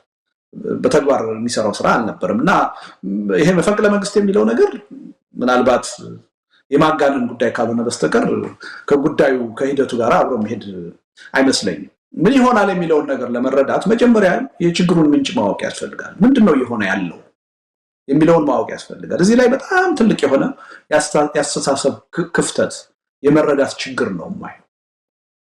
መጀመሪያም ጦርነቱ የተፈጠረው በስልጣን ሽኩቻ ነው። የዶክተር አብይ መንግስት ቲፒኤልኤፎች መጥፋት አለባቸው። ቲፒኤልኤፎች ካሉ የኔ የፖለቲካ የበላይነት ጥያቄ ውስጥ ይወድቃል ብሎ ስላመነ ነው በሀገርም በክልልም ደረጃ ቲፒኤልኤፍ ደግሞ ይሄን ልታደርግ አትችልም እኔ ሰርቫይቭ ማድረግ ፈልጋለሁ ለውናይን አስጠብቄ መቀጠል ፈልጋለሁ ልታጠፋኝ አትችልም አልጠፋም በዚህ ምክንያት ነው ጦርነቱ የተነሳው አሁንም የፕሪቶሪያ ስምምነት ከተፈረመ በኋላ ትግራይ ውስጥ እየሆነ ያለው ቀውሱ የተፈጠረው በሌላ ምክንያት አይደለም በዚህ ሁለት አስተሳሰብ ምክንያት ይሄ ትግል ቲፒኤልኤፍ ህልውናው እንዳይጠፋ የዶክተር አብይ አገዛዝ ወይም የብልጽግና አገዛዝ ደግሞ የበላይነቱን ለማስጠበቅ ያንም ለማስጠበቅ ደግሞ ቲፒኤልኤፍን ለማዳከምና ለማጥፋት ካለው ፍላጎት በመነጨ የተፈጠረ ችግር የነዚህ ሁለት ኃይሎች የነዚህ ሁለት ቅራኔዎች መገለጫ ነው ይሄን አሳንሶ የጥቂት ግለሰቦች የስልጣን ሽኩቻ እንደሆነ አድርጎ ማየት ነው ትልቁ ስህተት ይሄ ግብግብ መጀመሪያ ጦርነቱ የተነሳበት ምክንያት ያለቀቀ ግብግብ ነው በእነዛ ሁለት ኃይሎች እየተደረገ ያለ ግብግብ ነው ስለዚህ ይሄን ወስዶ የደብረጽዮንና የጌታቸው የጥቂት ግለሰቦች የአንጃ መፈጠር ጉዳይ አድርጎ ማየት መጀመሪያ ትልቁ ስህተት ነው ይሄን መረዳት ያስፈልጋል መፍትሄውን በአግባቡ ልንረዳ የምንችለው የችግሩን ምንጭ በአግባቡ መረዳት ስንችል ነው ይሄን ችግር በሚመለከት ከተወሰነ ወር በፊት ተጠይቄ ነበር በሌላ ሚዲያ ሁለት ነገር ነበር ያልኩት ትግራይ ውስጥ አንደኛ ይሄ የተፈጠረው ቅራኔ በምንም ተአምር ወደ ኃይል ወደ ግጭት እንዳያመራ መጠንቀቅ ያስፈልጋል ወደ ግጭት ወደ ኃይል ከተቀየረ እጅግ አደገኛ ውጤት ነው የሚያስከትለው አንድ ሁለተኛ ህወሓት ውስጥ የተፈጠሩት ሁለት ኃይሎች በምንም ተአምር ይሄን ችግር በውጫዊ ኃይል ጣልቃ ገብነት በፌደራል መንግስት በኤርትራ መንግስት ጣልቃ ገብነትና እርዳታ አሸናፊ ለመሆን መጣር የለባቸው የሚል ፍርሃቴን ነው የገለጽኩት እንደዛ ጥረት ካደረጉ ይሄ ችግር የበለጠ ይወሳሰባል የበለጠ አደጋ ይፈጠራል የሚል አመለካከትን ያራመድኩት አሁን ሁለቱም እየሆነ ነው ለምሳሌ በቅራኔው በሐሳብ ልውውጥ በሐሳብ ግጭት ነበር ሲካሄድ ነበር ሰሞኑን ግን ወደ ኃይል እየተገባ ነው ሰዎች በዚህ ምክንያት ኢቭን በጥይት የተመቱበት ሆስፒታል የገቡበት ሁኔታ እየሰማን ነው ሰሞኑን ስለዚህ ከሐሳብ ግጭት አልፎ ወደ አካላዊ ግጭት ተሸጋገረ ማለት አንድ ሁለተኛ የና አቶ ጌታቸው ኃይል በፌደራል መንግስቱ ወይም በነ ዶክተር አብይ እርዳታና ጣልቃ ገብነት ችግሩን ለመፍታት እንደሚፈልግ ግልጽ ሆኗል በእናቶ ጌታቸው በኩል ደግሞ የነደብረጽዮን ወይም በነደብረጽዮን ውስጥ ያለ አንድ ግሩፕ ከኤርትራ መንግስት ጋር ወዳጅነት እንደፈጠረ ይሄን ችግር ከኤርትራ መንግስት ጋር ወይም ከሻቢያ ጋር ተባብሮ ለመፍታት እየፈለገ እንደሆነ አትሊስት በወሬ ደረጃ እየተነገረ ነው በወሬ ደረጃ ያልኩት ያን ምክንያት አይደለም ተጨባጭ ሆነ መረጃ አልቀረበም ህወሓትም የሻቢያ መንግስትም አስተባብረዋል የናቶ ጌታቸው ግሩፕ ግን ይሄን ችግር በማዕከላዊ መንግስቱ ትብብርና እርዳታ ለመፍታት ለማሸነፍ እየፈለገ እንደሆነ አሁን ያደባባይ ሚኒስትር ነው በግልጽ እየተናገሩ ነው ፌደራል መንግስቱ ጣልቃ እንዲገባ ጥያቄ አቅርበዋል ፎርማል አይደለም ፎርማል ነው ይሄ ምንም የማድረስበስ ጉዳይ እስካልሆነ ድረስ ኦሬዲ ለማሸነፍ የፌደራል መንግስቱን እርዳታ እና እገዛ ይዘን ማሸነፍ አለብን የሚለው አመለካከት በተግባር ታይቷል ስለዚህ ይሄ በጣም ፈራው የነበረ ሁኔታ ነው አሁን ተከስቷል ይሄ ጉዳይ በመሰረታዊነት መለወጥ ካልተቻለ ያጣጣ ለትግራይም ይተርፋል ለአጠቃላይ የኢትዮጵያ ሰላምና መረጋጋትም የበለጠ ችግር ሆኖ ጎልቶ የሚወጣበት ሁኔታ ነው የሚኖረው ስለዚህ አንደኛ ይሄን ቲፒኤልኤፍን ማጥፋት የሚባለውን አጀንዳ አሁንም ማቆም ያስፈልጋል መጀመሪያም ጦርነት ውስጥ ያላግባብ የተገባው በዚህ ምክንያት ነው አሁንም ችግር እየተፈጠረ ያለው የፕሪቶሪያውን ስምምነት በተግባር ለማዋል ከመፍጨርጨር ይልቅ አሁንም በተለያዩ መንገዶች ቲፒኤልኤፍን ለማዳከምና ለማጥፋት ነው ጥረት እየተደረገ ያለው ይሄ የትም አያደርስም ለትግራይም ህዝብ አይጠቅምም ለኢትዮጵያም የሚጠቅም አይደለም ተወደደም ተጠላም ቲፒኤልኤፍን የሚደግፍ የህብረተሰብ ክፍል ትግራይ ውስጥ አለ ዝም ብሎ አይደለም ሰርቫይቭ ያደረገው የራሱ የሆነ ማህበራዊ መሰረት ስላለው ስለዚህ ያላግባብ ቲፒኤልኤፍን በኃይል በተለያየ ሴራ ለማዳከምና ለማጥፋት የሚደረገው ጥረት ችግሩን የበለጠ ያወሳስበዋል እንጂ አይጠቅምም አይጠቅምም። ልደቱ ምናልባት የዚህ የህወሓት ጉዳይ ካልጨረስክ ተመልሶ ግን የህወሓትን ጉዳይ በተመለከተ ነው። ህወሓት እንግዲህ 50 ዓመት ሞላው። በቅርቡ ነው የ50 ዓመት ልደቱን ያከበረው። ቲፒኤልኤፍ በኢትዮጵያ ፖለቲካ ውስጥ ባለፉት እንግዲህ በስልጣን ዘመን 27 ሲደመር 17 በፈጠራቸው የተለያዩ በወሰዳቸው ፖለቲካዊ እርምጃዎች በአጠቃላይ ኢትዮጵያ አሁን ለደረሰችበት ምስቅልቅል ገጽታ ያደረሰው የህወሓት የፖለቲካ አጠቃላይ ገጽታ ነው ማለት እንችላለን። አሁን በስልጣን ላይ ያሉት እና አብይም ከየትም የመጡ አይደለም። እዛው ስራቸው አድገው ተኮትኩተው ያደጉ የነሱ ልጆች ናቸው። ስለዚህ በኢትዮጵያ ውስጥ አጠቃላይ ላለው ትርምስ ህወሓት በአንድም በሌላ ተጠያቂ ነው። ህወሓት አሁንም ለውጥ እያሳየ አይደለም። አሁን ባለው ምናልባት ናሙና የለንም፣ በእርግጥ የህዝብ ጥናት አላደረግንም። ግን እንደሚንሰማው ከሆነ አሁን ቲፒኤልኤፍ በትግራይ ህዝብ ልብ ውስጥ አለ ብሎ ለመደምደም የሚያስቸግር ነው። ያው መቀሌ ላይ ሰሞኑ የሚደረጉት ንቅናቄዎች፣ ሰልፎች ቲፒኤልኤፍን ካለመፈለግ የመነጨ ነው። አዲስ አስተሳሰብ ትግራይ ውስጥ እንዲፈጠር ህዝቡ ይፈልጋል። የተወሰኑ ከፓርቲ ጋር አብረው ያረጁ አብረው እንደው ድርጅታዊ መዋቅር ውስጥ የሰነበቱት ካልሆነ በስተቀረም አብዛኛው ወጣት የለውጥ ኃይል የሆነው ግን ለውጥ ይፈልጋል። አዲስ አስተሳሰብ፣ አዲስ መሪ ይፈልጋል። ከቲፒኤልኤፍ ጋር መከራ ውስጥ መግባት አይፈልግም። ስለዚህ አሁንም ቲፒኤልኤፍ አይወርድም፣ ቲፒኤልኤፍ ይቀጥል የሚል የትግራይ ህዝብ አለ ብለህ ታስባለህ? እንደው ከዚህ አንጻር መከራከሪያ ብዙ ርቀት ይወስዳል? ይሄ ፋክት ነው፣ የሚያከራክርም አይደለም። እውነታውን ለመቀበል ካልተቸገረ በስተቀር ፋክት ነው። ቲፒኤልኤፍን የማይደግፍ የህብረተሰብ ክፍል ትግራይ ውስጥ አለ፣ በግልጽ አለ። በዛው መጠን ቲፒኤልኤፍን የሚደግፍ የህብረተሰብ ክፍል አለ፣ ቀላል የማይባል። በእኔ እምነት እንደውም ማጆሪቲው ቲፒኤልኤፍን ይደግፋል። ያን መደገፉ ትክክል ነው አይደለም ሌላ ጥያቄ። በተጨባጭ ግን ይደግፋል። ትልቁ ሚስካልኩሌሽን ይሄ ነው። አሁን በእነ አቶ ጌታቸውን በኩል ያየሁት ሚስካልኩሌሽን ይሄ ነው። በቃ ይሄ ድርጅት በህዝብ ተጠልቷል፣ ከዚህ በኋላ ህዝብ ይዞት ሊቀጥል አይችልም የሚል በጣም የተሳሳተ ግምገማ ነበር። ቲፒኤልኤፍ በትግራይ ህዝብ ውስጥ ያለውን ማህበራዊ መሰረት እንደዚህ በአጭር ጊዜ መንቀል አይቻልም። ይሄን ሪያሊቲ መቀበል ያስፈልጋል። አንድ ያ ባይሆን ኖሮ አሁን በቀላሉ ይሸነፍ ነበር። ትልቁ ችግር ያለው ምን መሰለህ? አንደኛ ቲፒኤልኤፍ አሁን አንተ ስትናገር ራሱ ለሀገሪቱ ችግር ዋናውና ብቸኛው ተጠያቂ ተደርጎ ነው የሚቀርበው። አንዱ ተጠያቂ ነው ቲፒኤልኤፍ። እርግጥ ነው በ27 ዓመቱ ቁልፍ የሆነ ሚና ነበረው፣ የበላይነት ነበረው። ለችግሩ ግን ብቸኛ ተጠያቂ አይደለም። አንዱ ያሳሰብ መሰረታዊ ችግር ቲፒኤልኤፍን ብቻ ተጠያቂ አድርጎ የማየት ነው። በኢትዮጵያ ፖለቲካ 50 ዓመት ኦነግም 50 ዓመት ሆኖታል፣ ኢህአፓም 50 ዓመት ሆኖታል አለ። አሁን ሰርቫይቭ ያደርጋል። ኦህዴድ 30 ዓመት ሆኖታል፣ አልፎታል። ብአዴን 30 ዓመት አልፎታል። ፎርሙን ቀይሮ በብልጽግና አሁን አለ። ደኢህዴግ አለ። የኦጋዴን ነፃ አውጪ ግንባር 40-50 ዓመት አለ። በቲፒኤልኤፍ የተጀመረ አይደለም። ቲፒኤልኤፍን መታገል ያባት ነው። ሁላችንም እየታገል ነው። በቃ ከኢትዮጵያ ምድር ቲፒኤልኤፍ ካልጠፋ የኢትዮጵያ ችግር ሊጠፋ አይችልም ብሎ ግን ማሰብ ስተት ነው። አንደኛ እንዲህ አይነቱ አስተሳሰብ ቲፒኤልኤፍ ከትግራይ ህዝብ እንዳይነጠል ነው የሚያደርገው። እንደውም ቲፒኤልኤፍ እንዳይዳከምና የበለጠ እንዲጠናከር ነው የሚያደርገው። እውነቱን ነገር ለቲፒኤልኤፍ ያለና አመለካከት በዚህ መልኩ የተዛባ ባይሆን ኖሮ የቲፒኤልኤፍን ጉዳይ ለትግራይ ህዝብ ብንተውለት፣ እንደማንኛውም ፓርቲ ብናየውና ለትግራይ ህዝብ ብንተውለት፣ ኦህዴድን አቅፈን ብአዴንን አቅፈን ቲፒኤልኤፍን ብቻ የችግሩን ምንጭ አድርገን እንዲጠቃ ከመፈለግ አስተሳሰብ ወጥተን ቢሆን ኖሮ አሁን ካለው በብዙ ርቀት ቲፒኤልኤፍ ይዳከም ነበር፣ ከትግራይ ህዝብ ይነጠል ነበር። እኛ ነን አድርገን እየሳልን እያቀረብን የትግራይ ህዝብ የበለጠ ሊደግፈው እያደረግን ያለን። ከዚህ አስተሳሰብ እስካልተወጣ ድረስ በምንም ተአምር የትግራይ ህዝብና ቲፒኤልኤፍን መነጣጠል አይቻልም።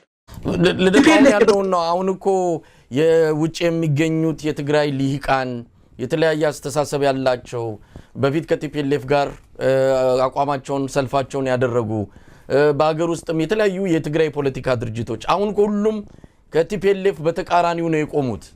እንግዲህ አሁን ቲፒኤልኤፍን የሚደግፍ ምናልባት የማህበረሰብ ክፍል እዛ በአውራጃዊ ስሜት ውስጥ ሆኖ ካልሆነ በስተቀረም አሁን በእርግጥ ጥናት አላደረኩም እንዳንተም ባለው ሁኔታ ድምዳሜ ለመስጠት ያለው ካለው ሁኔታ ተነስቼ ነው። ስለዚህ አብዛኛው ህብረተሰብ ክፍል ማለት በሚቻል መልኩ ህወሓት የጥፋት ኃይል መሆኑን በተለይ ከቅርብ ጊዜ ወዲህ በተለይ ከፕሪቶሪያው ስምምነት ወዲህ የበፊቱን ያህል ድጋፍ የለውም ይሄንንም መቀበል ያለብን ይመስለናል አሁንም አንተ በፊት የነበረውን በህዝብ ልብ ውስጥ ያለውን የቲፒኤልኤፍ እየነገርከን ከሆነ ያ ቲፒኤልኤፍ አሁን የለም አሁን ከጫውታ ውጪ እየሆነ ነው በርግጥ ወታደር አለው ሰራዊት አለው ጠመንጃ አለው በዛ በኃይል ነው ያው ሰሞኑንም እንዳየነው በኃይል ነው ሁሉ ነገር እየለወጠው እየተረጎመው ያለው ስለዚህ ያ ቲፒኤልኤፍ የለም ልደቱ አዎ በፐርሰንቴጅ አስቀምጠው ካልከኝ እየቀነሰ መጥቷል የሚለውን እስማማለሁ ምንም ጥርጥር የለውም ትግራይ ውስጥ ቲፒኤልኤፍን የሚቃወም ሰላማዊ ሰልፍ እኮ አይተናናቅም አሁን ቅርብ ጊዜ ተጀመረ ስለዚህ የተወሰነ የህብረተሰብ ክፍል እየተቃወመው እንደሆነ ከቲፒኤልኤፍ ራሱን እየነጠለ እንደሆነ ምንም ግልጽ እኮ ነው ጥርጥር የለውም ዲያስፖራም ላይ እንደዛ ይሄ ማለት ግን በቃ ቲፒኤልኤፍ ማህበር የለም ማለት አይደለም ቅድም ምንድነው ያልኩ ማጆሪቲ ነው ያልኩ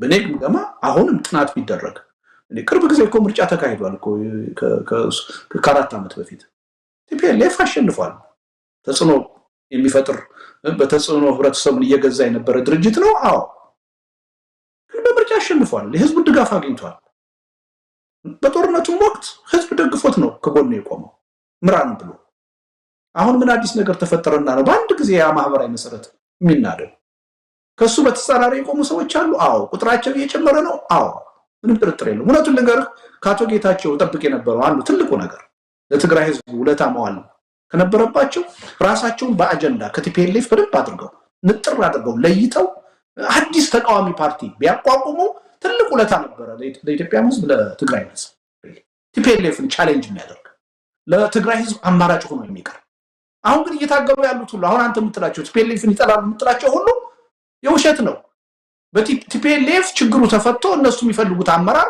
እንዲመራው ነው እንጂ የሚፈልጉት ቲፒኤልኤፍ ይጥፋ የሚል አሰማ እንደዛ አይደለም እንዴ እናቶ ጌታቸው እኮ እኛንን ቲፒኤልኤፍ ነው ጥያቄያቸው እኛንን መታመን ያለብን ነው ጥያቄያቸው ቲፒኤልኤፍ አያስፈልግም አይደለም የሚሉት እውነቱን ለመናገር አቶ ጌታቸው ከቲፒኤልኤፍ ራሳቸውን ነጥለው በአጀንዳ ማለት ነው በተጨባጭ ዝርዝር የሆነ የአጀንዳ ልዩነት ይዘው አዲስ ፓርቲ ቢያቋቁሙ ትልቅ ነገር ነበር ለትግራይ ህዝብም ትልቅ ውለታ ነበር ሰላማዊ በሆነ መንገድ እንደዚህ አይነት ችግር ውስጥ ከመግባት ስለዚህ አሁንም ቢሆን ቲፒኤልኤፍ ማህበራዊ መሰረት አለው ከሌለው ለምንድን ነው ሰርቫይቭ ያደረገው ትናንትና አቶ ጌታቸው ሲናገሩ ሰምቻለሁ 90% የኛ ደጋፊ ነው ሲሉ ታዲያ ለምንድን ነው መቀሌን የሚለቁት ያኔ ያህል ድጋፍ ካላቸው ሰራዊቱ በእጁ ነው ህወሓት ሰራዊቱ በእጁ ነው ኢትዮጵያ ውስጥ በስልጣን ላይ ያሉ ሰዎች ወይም ደግሞ ፓርቲዎች በህዝብ ፍቅር አይደለም ያው በኃይል በጉልበት ነው መከላከያው በእጅ ካለ በስልጣን ተቆያለ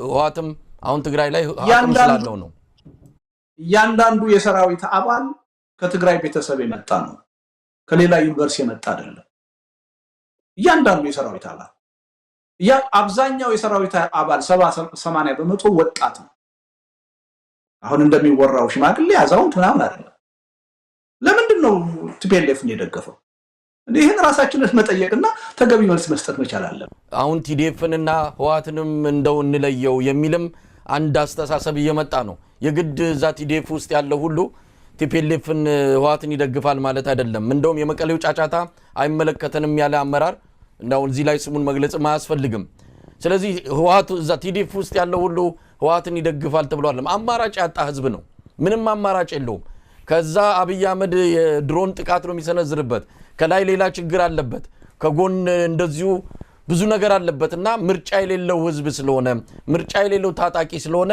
ለጊዜው ቲፒኤልኤፍ የተቆጣጠረው ይመስላል እንጂ ከልብ አምኖበት የበፊቱ አይነት ድጋፍ ውስጥ ኖሮ አይደለም ይሄንን ነገር በደንብ መሬት ላይ ያለውንም ነገር ማንበብ ያለብን ይመስለናል እኔ መሬት ላይ ያለውን ተከታትዬ ነው እየተናገርኩ ያለሁት አሁን የተለያየ ምክንያት ልናቀርብ እንችላለን አንድ 50 ዓመት በትግራይ ፖለቲካ ውስጥ ሙሉ በሙሉ የህብረተሰቡን ህይወት ተቆጣጥሮ የነበረ ፓርቲ በድንገት ከህብረተሰቡ ሊነቀል አይችልም የራሱን ሂደት ይጠይቃል ሁለተኛ ትግራይ ውስጥ የመጡት የህልውና ፈተናዎች ያ እንዳይሆን ያደረጉ ናቸው አሁን ምን አልክ አማራጭ አጥቷል ካው ቅድም እያልኩ ያለው ተኮሱ ነው በቃ ተወደደም ተጠላ ይሄ የፖለቲካ ፓርቲ ለህልውናችን ያስፈልገናል የሚል የህብረተሰብ ክፍል ትግራይ ውስጥ አለ ኢቭን በፕሮግራም ደረጃ የማይደግፈው መኖር ግን አለበት ያስፈልገናል የሚል አለ። አማራጭ በማጣት ብላላው ምክንያቱ ላይ እኮ የተለያየ ነገር ልናቀርብ እንችላለን። እያልን ያለነው ግን ቲፒኤልኤፍ የራሱ ማህበራዊ መሰረት አለው። ይሄ መሀል አገር ያለነው ሰዎች እንደምናወራው አይደለም፣ በተጨባጭ አለው። እና አቶ ጌታቸውም የሰሩት የሂሳብ ስህተት እዚህ ላይ ነው። በነገር ላይ ራሳቸውን የበለጡ ቲፒኤልኤፎች አድርገው በማሳየት ነው የህብረተሰቡን ድጋፍ ለማግኘት ሲሞክሩ የነበር። አንድም ቀን አቶ ጌታቸው እስከ ትናንትናው ጊዜ ድረስ ቲፒኤልኤፍን ወጥተው ሲቃወሙ አልሰማሁም። የሚቃወሙት እነ ደብረጽዮንን ነው እና አቶ አማኑኤልን ነው። ሰዎችን ነው እንጂ የሚቃወሙት ድርጅቱን አይቃወሙም። ለምንድን ነው የማይቃወሙት? በህብረተሰብ ውስጥ ያለውን ማህበራዊ መሰረት ያውቃሉ። ለዚህ ነው እኛንን ቲፒኤልኤፍ ብለው ጥያቄ የሚያቀርቡት የሚከራከሩት። ይህን ግንዛቤ ውስጥ ማስገባት ያስፈልጋል። ቅድም እንዳልኩት ሰራዊቱ አይላንድ ላይ አይደለም ያለው፣ ህዝብ ውስጥ ነው ያለው። ለምንድን ነው በተለየ ሁኔታ ቲፒኤልኤፍን የሚደግፈው? ይህን መጠየቅ መቻል አለብን። ልክ እንደኔ እንዳንተ እና አቶ ጌታቸው የሚናገሩትን ነገር ይሰማል፣ ያዳምጣል። ሰራዊቱን ለምን አይደለም የሚለውን ጥያቄ መመለስ ያስፈልጋል። ሁለተኛ ሰራዊቱንና ህወሓትንም እንደተለያዩ ሁለት ኤንቲቲዎች መቁጠርም ስህተት ነው። አሁን ባለው የትግራይ ተጨባጭ ሁኔታ ሰራዊቱና ፓርቲው ሊለያይ አይችልም። በህግ የተለያየ መሆን አለበት። አዎ አምናለሁ እኔ። በተግባር ግን ሊሆን አይችልም። ወደፊትም በቀላሉ ሊሆን አይችልም። ነው ልንገር፣ በተጨባጭ ማየት አለብን። ለምን ቅድም ያልኩ የህልውና ችግር አለ። ቲፒኤልኤፍ በህልውና ፈተና ውስጥ ነው ያለው። እናጠፋለን፣ መኖር የለብንም የሚሉት ኃይሎች አሉ። ይሄ ኃይል ከታጠቀው ኃይል ጋር ተለይቶ እንደ ፓርቲ ሊቆም አይችልም።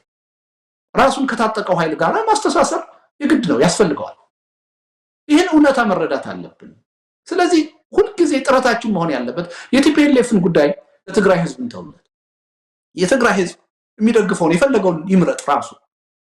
ቲፒኤልኤፍን የሚከተል ይከተል። ከቲፒኤልኤፍ ውጪ ደግሞ ሌላ ፓርቲ ይፈልጋለሁ የሚለው ኃይል ጠንካራ የሆነ የፖለቲካ ኃይል ይፈጠርለት። የትግራይ ኤሊት እዚህ ላይ ነው ማተኮር ያለባቸው። በቲፒኤልኤፍ ውስጥ የሚፈጠርን አንጃ መደገፍ፣ መቃወም፣ መደገፍ ሳይሆን ለትግራይ ህዝብ ተጨባጭ ሆነ ከቲፒኤልኤፍ አማራጭ ሆኖ መቅረብ የሚችል አዲስ ፓርቲ ያቋቁሙለት። ያ ነው የሚጠቅመው። ቲፒኤልኤፍን ግን እንደተለየ ጠላት ቆጥሮ መረባረብ፣ እሱን ለማጥፋት መሞከር አንደኛ ከትግራይ ህዝብ እንዳይነጠል ነው የምናደርገው። ሁለተኛ እንዲዳከም ሳይሆን የበለጠ እንዲጠናከር ነው የምናደርገው። እየታየ ያለው ክስተት ይሄ ነው። ስለዚህ እኔ ሪያሊቲውን በደንብ ብንረዳው ጥሩ ነው። አዎ አቶ ልደቱ ምናልባት የህወሓትን ነገር በተመለከተ ህወሓት በእርግጥም በፊትም በነበረን አመለካከት ህወሓት በኢትዮጵያ ታሪክ ውስጥ መፈጠር ያልነበረበት ከተፈጠረም በኋላ መወገድ ያለበት ፓርቲ ወይም ድርጅት ነው ብለን ነው የምናምነው። ኢትዮጵያን ለማጥፋት የመጣ አሁንም ድረስ ኢትዮጵያ እዚህ ጣጣ ውስጥ እንድትገባ ያደረገ ነው። ይሄ ሲባል የሚደግፈው ህዝብ ካለ እንዳልከው ለዛ ህዝብ መተው ነው። ግን እንደ አንድ ኢትዮጵያ ውስጥ መከራ እንዳየ ኢትዮጵያ እንደዚህ አይነት ቁምስቅል ውስጥ መግባት በደንብ ለሚረዳ ሰው ግን የህወሓትን አስተዋጽኦ በዚህ መልኩ ልረዳው የሚችል አይደለም። ግን ህወሓትን በተመለከተ የትግራይ ህዝብ የሚወስነው ካለ ሊወስን ይችላል። እኛ ልንወስንለት አይችልም። በዛ ልንስማማ እንችላለን። ግን ትግራይ ውስጥ አሁን ትንታክ ትውልድ የሚል አንድ አስተሳሰብ አንድ ፓርቲ ለመመስረት እንቅስቃሴ ተጀምሮ ነበረ። እግር ብሎ ቆርጦ እየጣለ ያለው ይሄው ህወሓት ነው። ሌላ ነገር እንዲፈጠር አይፈልግም። በትግራይ ብቸኛ የትግራይ ህዝብ በልኩ የተሰፋውት እኔ ነኝ፣ ከኔ ሌላ ማንም እንዳይመጣ የለም ብሎ አሁንም ዘግቶ ያለው ይሄው የህወሓት ኃይል ነው። ስለዚህ የትግራይ ህዝብ እንዴት አዲስ ነገር ያምጣል? ለማምጣት በሞከረበት ጊዜ ሁሉ ቅስሙ እየተሰበረ ያለ ነውና ምናልባት ያ ይመጣል። የትግራይን ህዝብ ማበረታታት ያስፈልጋል። በግራ በቀኝም ያሉት ለትግራይ ህዝብም ለኢትዮጵያ ህዝብም የሚበጁ አይደሉም። አየናቸው። ከ1 ሚሊዮን በላይ ሰው ካለቀም በኋላ አሁንም ከጦርነት ውጪ ምንም መፍትሄ የለም ብለው የሚያምኑ ናቸው የህወሓት መሪዎች። ያው የጦርነት አታሞ እየመቱን ያሉትና ለትግራይ ህዝብ ብቻ መተው ማለት ማገዝ ካለብን የትግራይ ህዝብንም አግዘንም ቢሆን ከነዚህ ሰዎች መገላገል ነው ያለበት። ለማንኛውም ልደቱ አሁን አብይ አህመድ እንደ አንድ መፍትሄ ያየው እንደሰማነው ከሆነ ከነ ደብረጽዮን ጋር እየተነጋገረ ነው። እነ ደብረጽዮንም አብይም የተስማሙት ጌታቸውን ዞር ማድረግ ነው። ጌታቸው ዞር ይላል። ነገር ግን የሚመጣው ማን ነው የሚለው ላይ አልተስማሙም።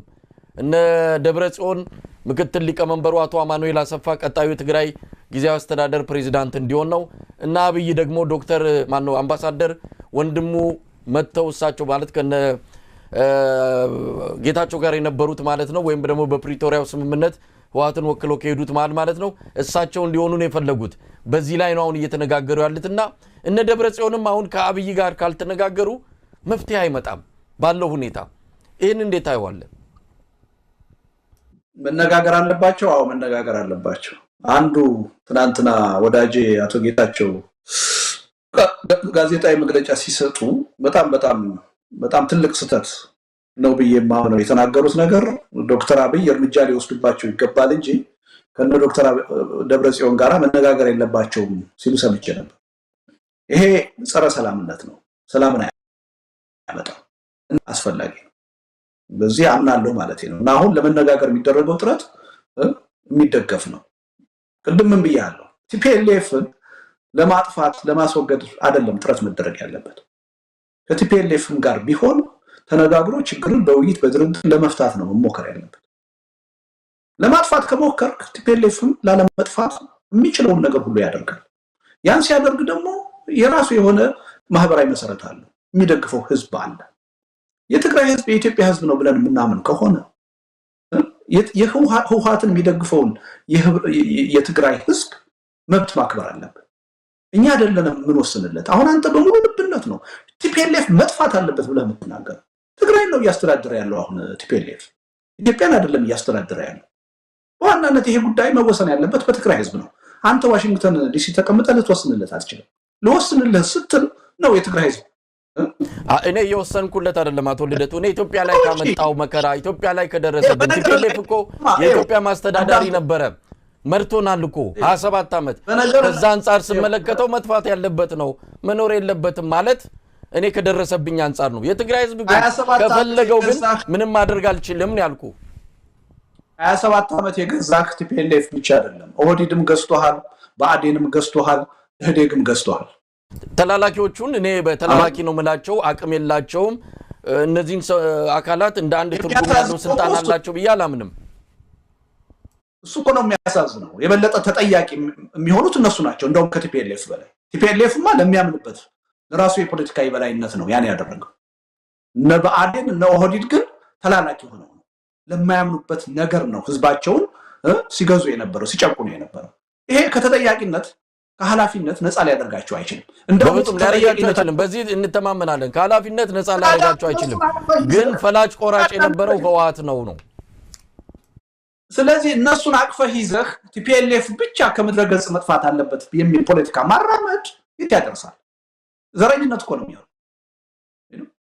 ብሎ ወጥቶ ብአዴንን ደግፎ ኦህዴድን ደግፎ እነሱን እንደ ሙሴ እንዳሻጋሪ እየቆጠሩ ቲፒኤልኤፍ ከምድረገጽ ይጥፋ ማለት ያደርሳል በወቅቱ ኦህዴድንና ብአዴንን አይደለም የኢትዮጵያ ህዝብ የደገፈው አንድ የለውጥ አስተሳሰብ ነበረ ኢትዮጵያ የሚል መሪ መጣ እንጂ ማንንም እስከማስታውሰው እኔም አንተም ነበርን በወቅቱ ኦህዴድን ደግፎ ብአዴንን ደግፎ አይደለም ሰው ለውጥ በዛን ወቅት ብሎ የወጣው ለውጥ የሚባል ቲፒኤልኤፍ ይዞ የመጣው መንግስት ሲፈርስ ለዛ ደስታውን ለመግለጽ መጣ እንጂ ኦህዴድን ዳግም ጥሩ ነው ብሎ ብአዴንን ጥሩ ነው ብሎ የኢትዮጵያ ህዝብ ድጋፍ ወጣ ብለን ልንገልጸው ምንችለው አይመስለኝም በዚህ ወቅት ላይ ኦሮ አማራ የሚባል ጥምረት ተፈጥሮ ህዝቡ እሱን ደግፎ አንተም ጭምር ነው እንቅስቃሴ የተደረገው እነዛ ሰዎች የኢህአዴግ አባል ሆነው ይኖሩ ናቸው የፈረሰ መንግስትም የለም ከውስጣቸው ቲፒኤልኤፍን ቀነሱ እንጂ የፈረሰ መንግስት የለም ያው መንግስት ነው የ27 አመቱ መንግስት ነው የቀጠለ ግን ትልቁ ችግራችን ያለው በተለየ ሁኔታ የምናየው ቲፒኤልኤፍን ስለሆነ ሌሎቹን ማየትም ረሳ ለዛ ነው ትግሉ የተጠለፈው የትም ያልደረሰው ይሄ መንግስት 27 አመት የነበረ መንግስት ነው ቲፒኤልኤፍ ብቻ አይደለም ተጠያቂው ቲፒኤልኤፍ ብቻ አይደለም የችግሩ አካል እነዚህም የችግሩ አካል ናቸው እነሱ ሊያሻግሩን አይችሉም አዲስ የሽግግር መንግስት መቋቋም አለበት አዲስ የሽግግር ሂደት መፈጠር አለበት ብለን ቢሆን ኖሮ ይሄ ሁሉ ችግር አይመጣም ነበር ያን ነው ስተት የሰራን አሁንም ተመሳሳይ ስተት ነው እየሰራን ያለነው ቅድምም ብያለሁ ትግራይ ውስጥ አሁን ያለው ሽኩቻ የግለሰቦች ሽኩቻ አይደለም በብልጽግና ፓርቲና በቲፒኤልኤፍ መካከል ያለ ሽኩቻ ነው አሁንም እያደላን ያለነው ለብልጽግና አውቀንም ይሁን ሳናውቅ እያደላን ያለነው ለብልጽግና ለምን ቲፒኤልኤፍ በዚህ ሂደት መጥፋት አለበት ይያለ ይሄን ስንል ያራምርን ያለነው የብልጽግናን አጀንዳ ነው ይሄን መረዳት አለብን በስልጣን ላይ ያለውና እየገዛን ያለው አሁን ቲፒኤልኤፍ አይደለም ብልጽግና ነው እኛም በዚህ ሽኩቻ እያደላን ያለነው ለማን ነው ለብልጽግና ነው ይሄ ትክክል አይደለም ዞሮ ዞሮ ንግግር ብለኛል ቀደም መፍትሄው እሱ ነው ቲፒኤልኤፍን ለማጥፋት መጣር አይደለም ስለዚህ ወደ ቀልባቸው መለስ ብለው እነ ዶክተር አብይ ከቲፒኤልኤፍ ጋር ቲፒኤልኤፍን ማጥፋት አንችልም አይገባም ስለዚህ ከሱም ጋር ቢሆን ተነጋግረን ችግራችን መፍታት አለብን ብለው ካመኑ እሰይ ከልባቸው ያምናሉ ወይ የራሴ ጥርጣሬ አለ ቅድም ነግሬያለሁ ቲፒኤልኤፍ ካልጠፋ በስተቀር የፖለቲካ ስልጣናችን አይረጋም ብለው የሚያስቡ ሰዎች ናቸው እንቅልፍ የማይተኙ ሰዎች ናቸው ስለዚህ ለጊዜውም ቢሆን ሰላም ለመፍጠር ይሄ ነገር ያስፈልገናል ብለው ካመኑ እሰየው ነው ብለው መነጋገራቸውን እደግፋለሁ በዚህ መንገድ ነው ትንሽም ቢሆን የለውጥ ተስፋ መምጣት የሚችለው የሰላም ተስፋ መምጣት የሚችለው አጠፋለሁ እናጠፋቸዋለን በሚል የትም ፈቀቅ ማለት አይቻልም የኢትዮጵያ ፖለቲካም የትም አይደርስም ትግሉ ሁሉ ጊዜ ሆሪዞንታል እንዲሆን የጎንዮሽ እንዲሆን አገዛዙ ለመከፋፈል የሚጠቀምበት መሳሪያ መሬት ላይ እንዲሰራ ያደረግን ያለ ነው እኛ ነው በተለየ ሁኔታ አሁንም መንግስት ያልሆኑ ኃይሎችን ቀዳሚ ጠላት አድርገን በማየት እንዲወገዱ እንዲጠፉ በመጣር አገዛዙን በቀጥታም ይሁን በተዘዋዋሪ ይረዳል ከዚህ በነገራችን ላይ ልደቱ የኔን አሁን ምናወራው እንግዲህ የግሌንም ስሜትም እየገለጽኩ ነው እኔን አሁን ብትጠይቀኝ ከቲፒኤልኤፍ በላይ እንዲጠፋ እንፈልገው ብልጽግና ነው ከቲፒኤልኤፍ በላይ አሁን ባለኝ የፖለቲካ አቋም ቲፒኤልኤፍ ይልቅ ቲፒኤልኤፍ 27 ዓመት በቆየበት ጊዜ በኢትዮጵያ ስልጣን ላይ ጥያቄያችን የነበረው ዲሞክራሲ ፍትህ ነፃነት ነው አሁን እኮ አይደለም እነዛ ቅንጦት ሆነዋል ቲፒኤልኤፍ እኮ ከሞያሌ እስከ መቀሌ ከጅጅጋ እስከ ወለጋ ድረስ ሰው ይንቀሳቀሳል የመንቀሳቀስ መብት እንደዛ አይነት ስጋት ውስጥ ያልገባ ነበር አንዳንድ ጊዜ ሳናቀው ያንን ዘመን ሁሉ እየናፈቅን እኮ ነው ስለዚህ በምንም ተአምር ሰማይ ዝቅ ምድር ከፍ ቢል እኔ ከብልጽግና ነው ከቲፒኤልኤፍ ብልጽግና ይሻላል ልል የምችልበት ምንም ሞራል የለኝም ቀድሞ እንዲጠፋ መፈልገው ምናልባትም እንደው ጊዜ ባይሰጠውና ብንገላገለው ደስ የሚለንና ምኞትም በጸሎትም በትግልም እየጠየቅን ያለ ነው ብልጽግና እንዲወገድ ነው ስለዚህ አንተንም አሁን ያልከንን እኛ ብልጽግና ለመደገፍ አይደለም አሁን የምልም እኔ ቲፒኤልኤፍ አሁን የተወሰነ ከስተቱ ተምሮ ለትግራይ ህዝብም ለኢትዮጵያ ህዝብም ይጠቅማል ዘመኑ ይዋጃል ብሎ የሚለው አስተሳሰብ ካለው እውነት ለመናገር ምንም ችግር የለብንም በኔ በግል ብትጠየቅ ምርጫዬ ቢሆን ምንም ችግር የለም ብልጽግና ጋር ያለው ችግር ግን ለኢትዮጵያ ጠንቅ ነው ኢትዮጵያን ያጠፋታል ብዬ ስለማምን የብልጽግና መወገድ ቁጥር 1 ምርጫ አድርጌ ነው መቀበለው ወይ ትናንትና ለምሳሌ አሁን በተፈጠረው ችግር ውይይት ስታደርግ ሰምቻለሁ ከሆነ ሰው ጋር 10 ጊዜ ስትናገሩ የነበረው ቲፒኤልኤፍ መጥፋት አለበት ነው ስትሉ የነበረው እኔ ጋር አሁን ውይይት ከጀመርን በኋላ ስለ መጥፋት ስታወራ የነበረው ስለ ቲፒኤልኤፍ መጥፋት ነው ስለ ብልጽግና አይደለም አብዛኛው ሰው ውይይቱ በትግራይ ዙሪያ ስለሆነ እንጂ ቲፒኤልኤፍ ላይ ያተኮር ነው አጠቃላይ የኢትዮጵያ ሁኔታንማ ምንም ችግር የለም እንደው ልደቱ እንዲ መመላለሱ ትርጉም አለው ብያላምንም ይሄ ምንም ጥርጥር የለም ብላችኋል ብለ ዛሬ ነጥብ ለማስቆጠር ሳይሆን ትላንትም ከትላንት ወዲያም ዛሬም ወደፊትም እንደ ብልጽግና የኢትዮጵያ ጠላት የለም እንደ ዶክተር አብይ የኢትዮጵያ ብሔራዊ ስጋት የሆነ ማንንም የለም ብለን ነው ምናምነው ውይይቱ በትግራይ ብቻ ስላተኮረ ቲፒኤልኤፍ ስለሆነ አጀንዳው ያንን አነሳን እንጂ ብልጽግና በፍጹም አናልኩም ስተትህ በትግራይ ጉዳይ ነው ለዛ ነው ቲፒኤልኤፍን ብቻ ያነሳ ነው አልከኝ መጀመሪያ እኮ ለዚህ ነበር ይሄን አስተሳሰብህን በደንብ እንድትፈትሸው ነበር ትግራይ ውስጥ አሁን የምናየው ሽኩቻ በፌደራል መንግስቱና በቲፒኤልኤፍ መካከል ያለ ሽኩቻ ነው ነጥለህ የትግራይ ችግር ብቻ አድርገህ አትየው ነጥለህ የቲፒኤልኤፍ ብቻ አድርገህ አትየው ይሄን ቅራኔ ካልተረዳኸው አስቸጋሪ ነገር ነው ስለዚህ ስለ ትግራይ ጉዳይ ስታወራ የብልጽግናን ጉዳይ ወደ ጎን ልታረጋው አትችልም የችግሩ አካል ነው አብረህ ነው ልታይ የሚገባው በነገር ላይ ስለ መጥፋት ሳወራ እኔ ብልጽግና ፓርቲ መጥፋት አለበት ብያለሁ የሚደግፈው የህብረተሰብ ክፍል አለ ብዬ ነው ማምነው በአምባገነንነት ስልጣን ይዞ መቀጠል አለበት ብያለሁ በጉልበት ነው እየቀጠለ ያለው ወደ ድርድር ወደ ውይይት ፖለቲካ መምጣት አለበት ብዬ ነው ማምነው። ነገ ከነገ ወዲያ አዲስ የሽግግር ሂደት ኢትዮጵያ ውስጥ ራሱ ቢጀመር ብልጽግና መጥፋት አለበት ብዬ አላምንም። እንደ አንድ ተደራዳሪ አካል የሽግግሩ አካል መሆን አለበት ብዬ ነው ማምነው። በዓለም ታሪክ ላይ እኮ የሚጠፉ ፓርቲዎች የግድ አንድ ፓርቲ ስለተመሰረተ ወንጀለኛም ሆኖ ይቀጥል ማለት አይደለም። ወንጀለኛ ከሆነ ህዝብ ላይ መከራ ካመጣ ፓርቲው ሊታገድ የሚችልበት ልክ እንደነ ናዚ ፓርቲዎች ሊሰረዝ የሚችልበት ሊታገድ ቲፒኤልኤፍን ከፖለቲካ ፓርቲነት ምርጫ ቦርድ እኮ ሰርዞት ነበር። አንድ ፓርቲ የግድ ስለተፈጠረ ሁሌ መኖር አለበት የሚል አስተሳሰብ ትክክለኛ ጤናማ ነው ብዬ አላምንም። ችግር ከሆነ በወንጀል ተጠይቀው ሊፈርስ ከቻለ መፍረስ አለበት ምናልባት ምክንያቱም ብልጽግና ህዝብ መርጦ አይደለም ያመጣው። ብልጽግናን ህዝብ ፈልጎት አይደለም ፓርቲውን ያደራጀው። እነዚሁ ግለሰቦች ናቸው። አብይ አህመድ ነው ይህንን ፓርቲ የመሰረተው። የአብይ አህመድ ውጤት ነው። ስለዚህ ከህዝብ ጋር ማስተሳሰርም ተገቢ ነው ብዬ አላምንም። ትልቁ ችግር እኮ ይሄ ነው። ብልጽግናም የራሱ ማህበራዊ መሰረት አለው። የተወሰነ ማህበራዊ መሰረት ስላለው ነው ሰርቫይቭ ያደረገው። አንሳሳት። አሁን ሁልጊዜ ለተቀናቃኛችን የምንሰጠው ግምት በጣም ያነሰ፣ ለራሳችን የምንሰጠው ግምት በጣም የተጋነነ ነው። ስህተት ውስጥ የሚከተል እሱ ነው። ስለ ብልጽግናም ሳወራለሁ የተጠያቂነት ጉዳይ አዎ፣ ነገ ከነገ ወዲያ ሁሉን አቀፍ የሆነ አዲስ የሽግግር ሂደት ቢፈጠር እንደ ፓርቲ፣ እንደ ባለስልጣን፣ እንደ ድርጅት መጠየቅ ያለበት መጠየቅ አለበት። ያ ሂደት ነው ማን ነው መሰረዝ ያለበት ማን ነው መሰረዝ የሌለበት የሚለውን የሚወስነው። እኔ እናንተ አይደለንም አሁን የምንወስነው። ለዛ ሂደት እንተው ያን ጉዳይ ማን ነው መሰረዝ ያለበት ማን ነው መሰረዝ የሌለበትም የሚለው አስቀድመን ግን እኛ ፍርዱን እንሰጣለን። እኛ የሞራል የበላይነት ወስደን ከሌ መጥፋት አለበት ከሌ መኖር አለበት እንላለን። ከሱ አይነት ፖለቲካ እንውጣ ነው እያልኩ ያለሁት እኔ እንጂ አንድ የሽግግር ጊዜ ፍትህ ሲመጣ ነገሮች በአግባቡ ተጣርተው መጠየቅ ያለበት ግለሰብ ቢሆን ድርጅት መጠየቅ አለበት። መሰረዝ ያለበት መሰረዝ አለበት። ያለ ሂደቱን እንተው። ሂደቱን ግን አስቀድመን እኛ አንወስን። ያ መብት የለንም የመወሰን። ይሄን ነው መረዳት ያለብን። አሁንም ቢሆን እያልኩ ያለሁት ምንድነው የትግራይን ጉዳይ ነጥለህ የትግራይ ጉዳይ የህወሓት ጉዳይ ብቻ አድርገህ አትየው። የሁለት ኃይሎች ፍልሚያ ነው። ስለዚህ በዛ ጉዳይ ላይ ሐሳብ ስንሰጥ በዚህ ፍልሚያ ሊፈጠር የሚችለውን የኃይል አስተላለፍ ለውጥ ግምት ውስጥ ማስገባት አለብን። ትልቁ ችግር በቃ ስለ ትግራይ ሲነሳ የቲፒኤልኤፍ መጥፋት ነው መፍትሄ አድርገን የምናየው። ስህተት ነው እሱ።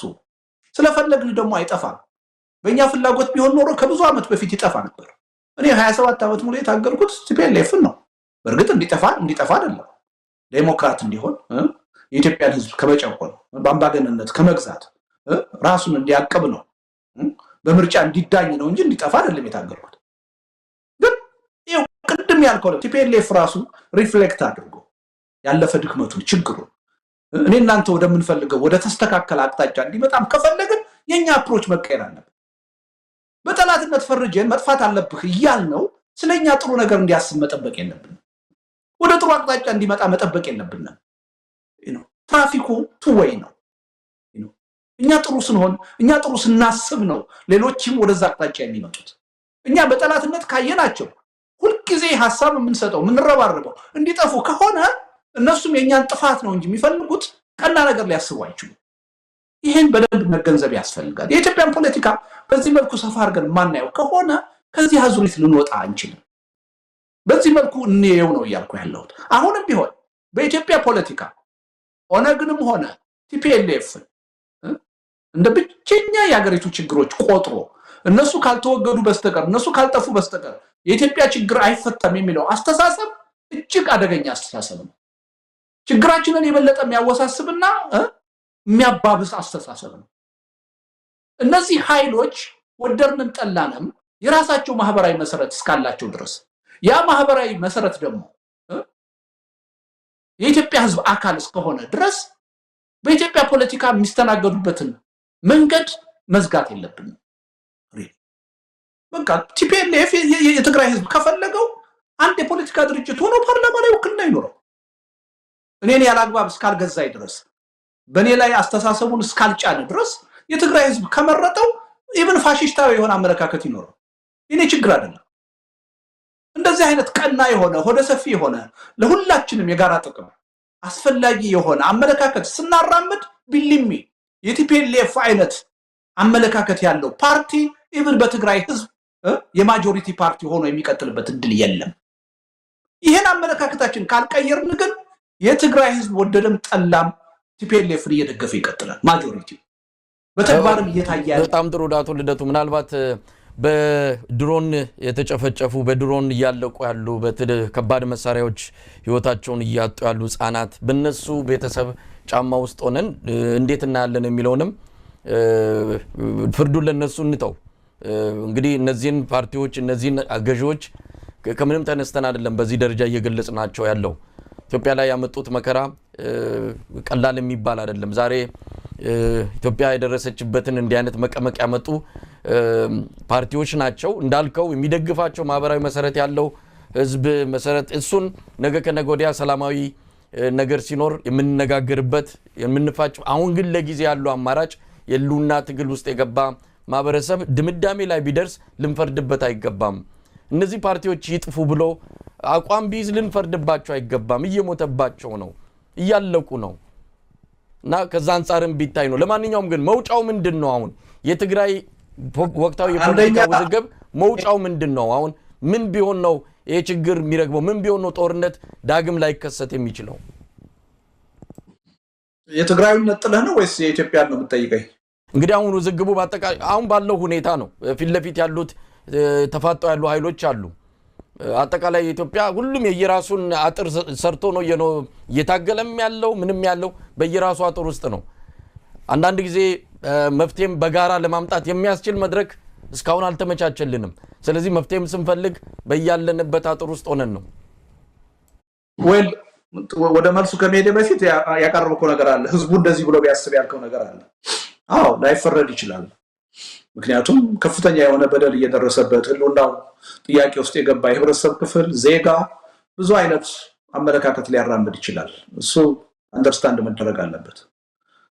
እኔ ራሴን እንደ ፖለቲካ መሪ ነው የምቆጥረው። የፖለቲካ ኤሊት አካል ነኝ። ስለዚህ የአመራርነት ሚና ከኔ ይጠበቃል። በስሜት አይደለም እኔ የምናገረው።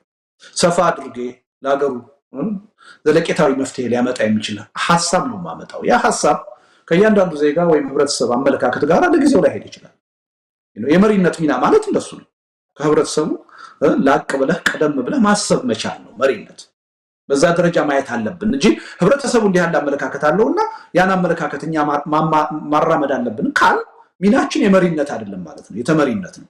እኔ በህብረተሰብ አመለካከት አይደለም መመራው። እዚህ ትግል ውስጥ ያለሁት እንዳውም ህብረተሰቡን ለመምራት በመፈለግ በእኔ አመለካከት መምራት አለብኝ ብዬ ስለማምን፣ ስለዚህ በህብረተሰብ አመለካከት አይደለም የምመራው። ቤትም ዓለም ለውጥ ሲመጣ ህዝብ ነው የሚያመጣው። ህዝብ ግን ለውጥ የሚያመጣው በመሪዎች ተመርቶ ነው። ያለ መሪ ለውጥ ሊመጣ አይችልም።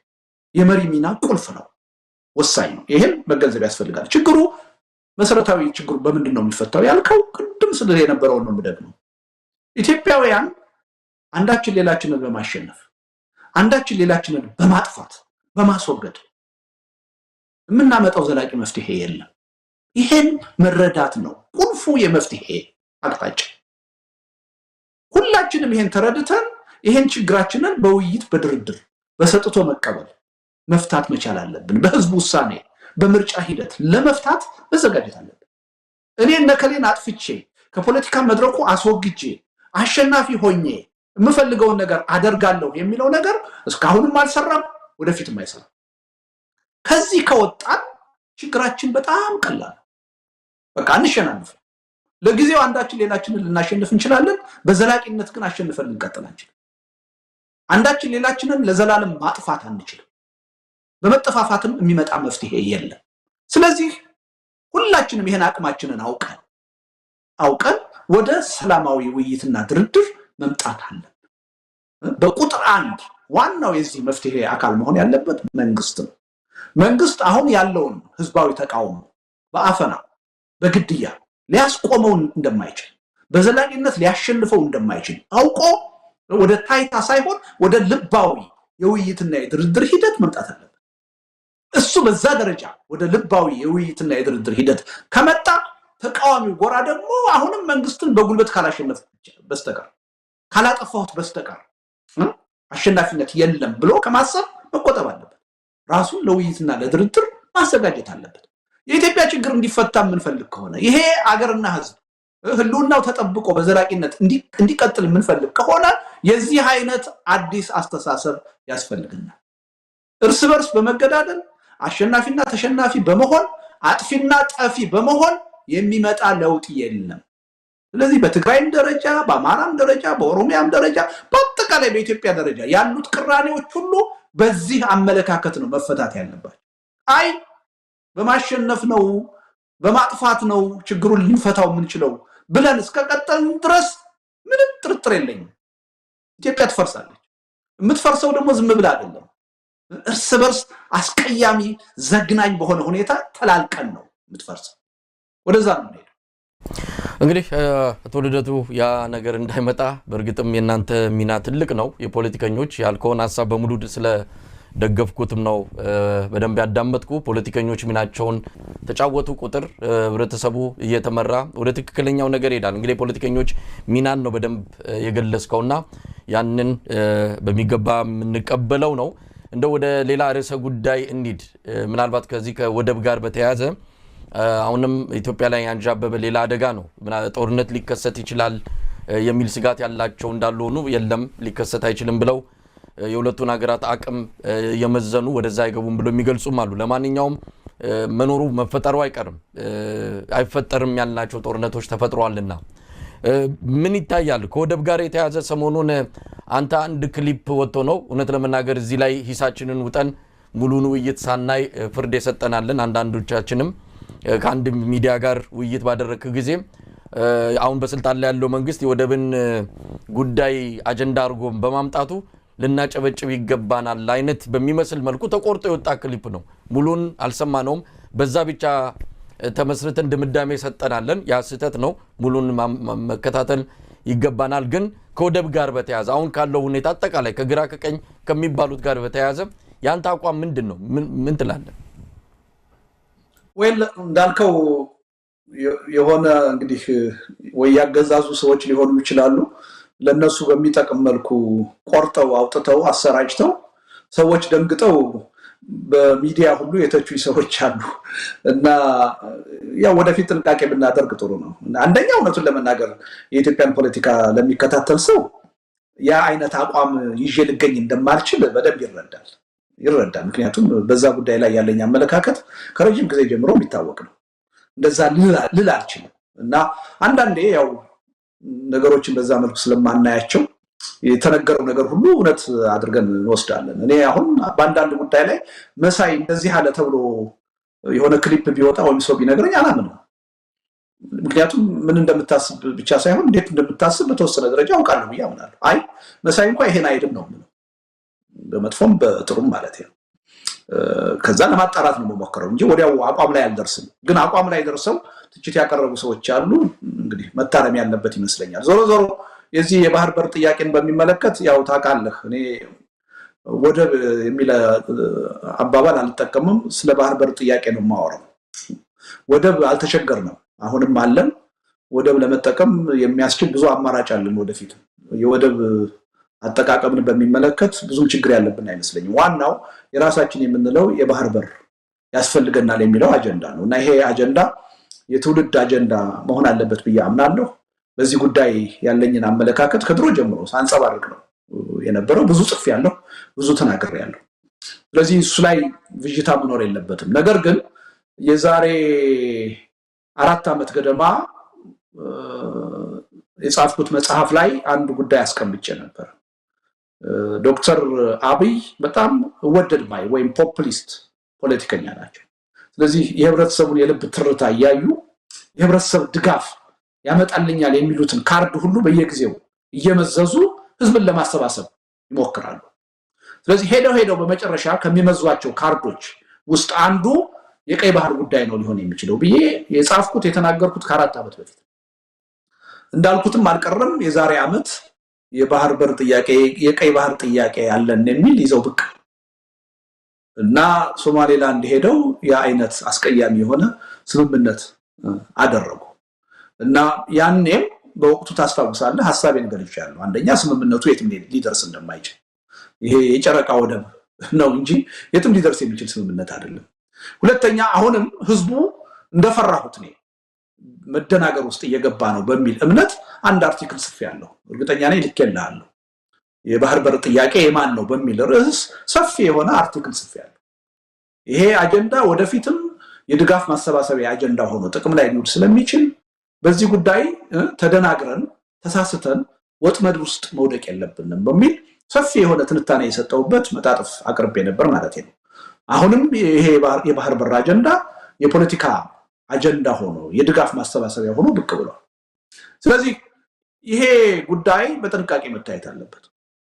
እውነቱን ለመናገር እነሱ በሚሰጡን አጀንዳ ሁሉ ጊዜ መነጋገር አለብን ብዬ አላምንም።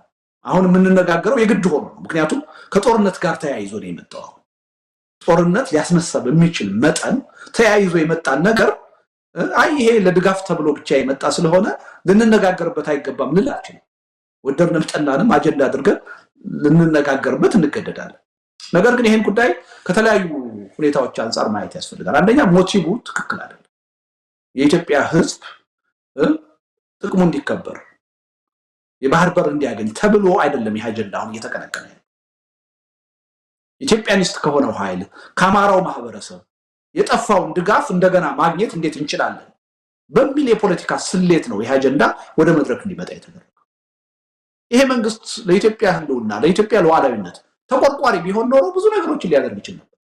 የኤርትራ መንግስት ጋብዞ የራሱን ህዝብ አያስጨፈጭፍም ነበር። የራሱን ግዛት አያስወርርም ነበር። የሱዳን መንግስትን ጋብዞ የራሱን ግዛት በውጭ ኃይል እንዲያዝ አያደርግም ነበር። እስካሁን እንደተያዘ ነው።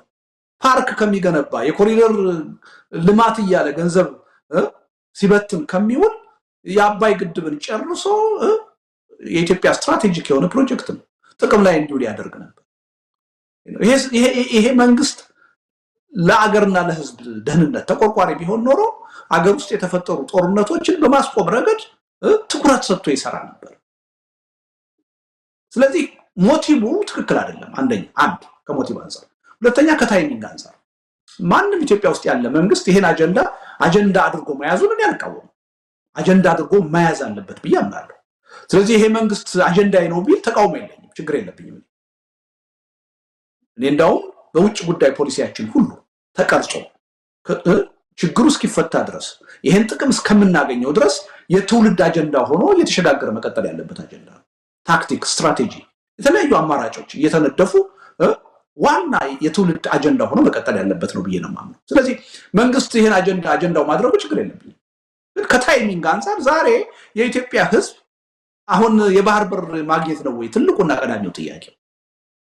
ቅድም እንዳልከው ሰዎች በድሮን እየተገደሉ እየተጨፈጨፉ መኖር አልችል ብለው ከቦታ ቦታ ተንቀሳቅሰው ሰርተው መብላት በማይችሉበት ጊዜ አሁን የባህር በር ጥያቄ አንገብጋቢና ቀዳሚ ጥያቄ ነው?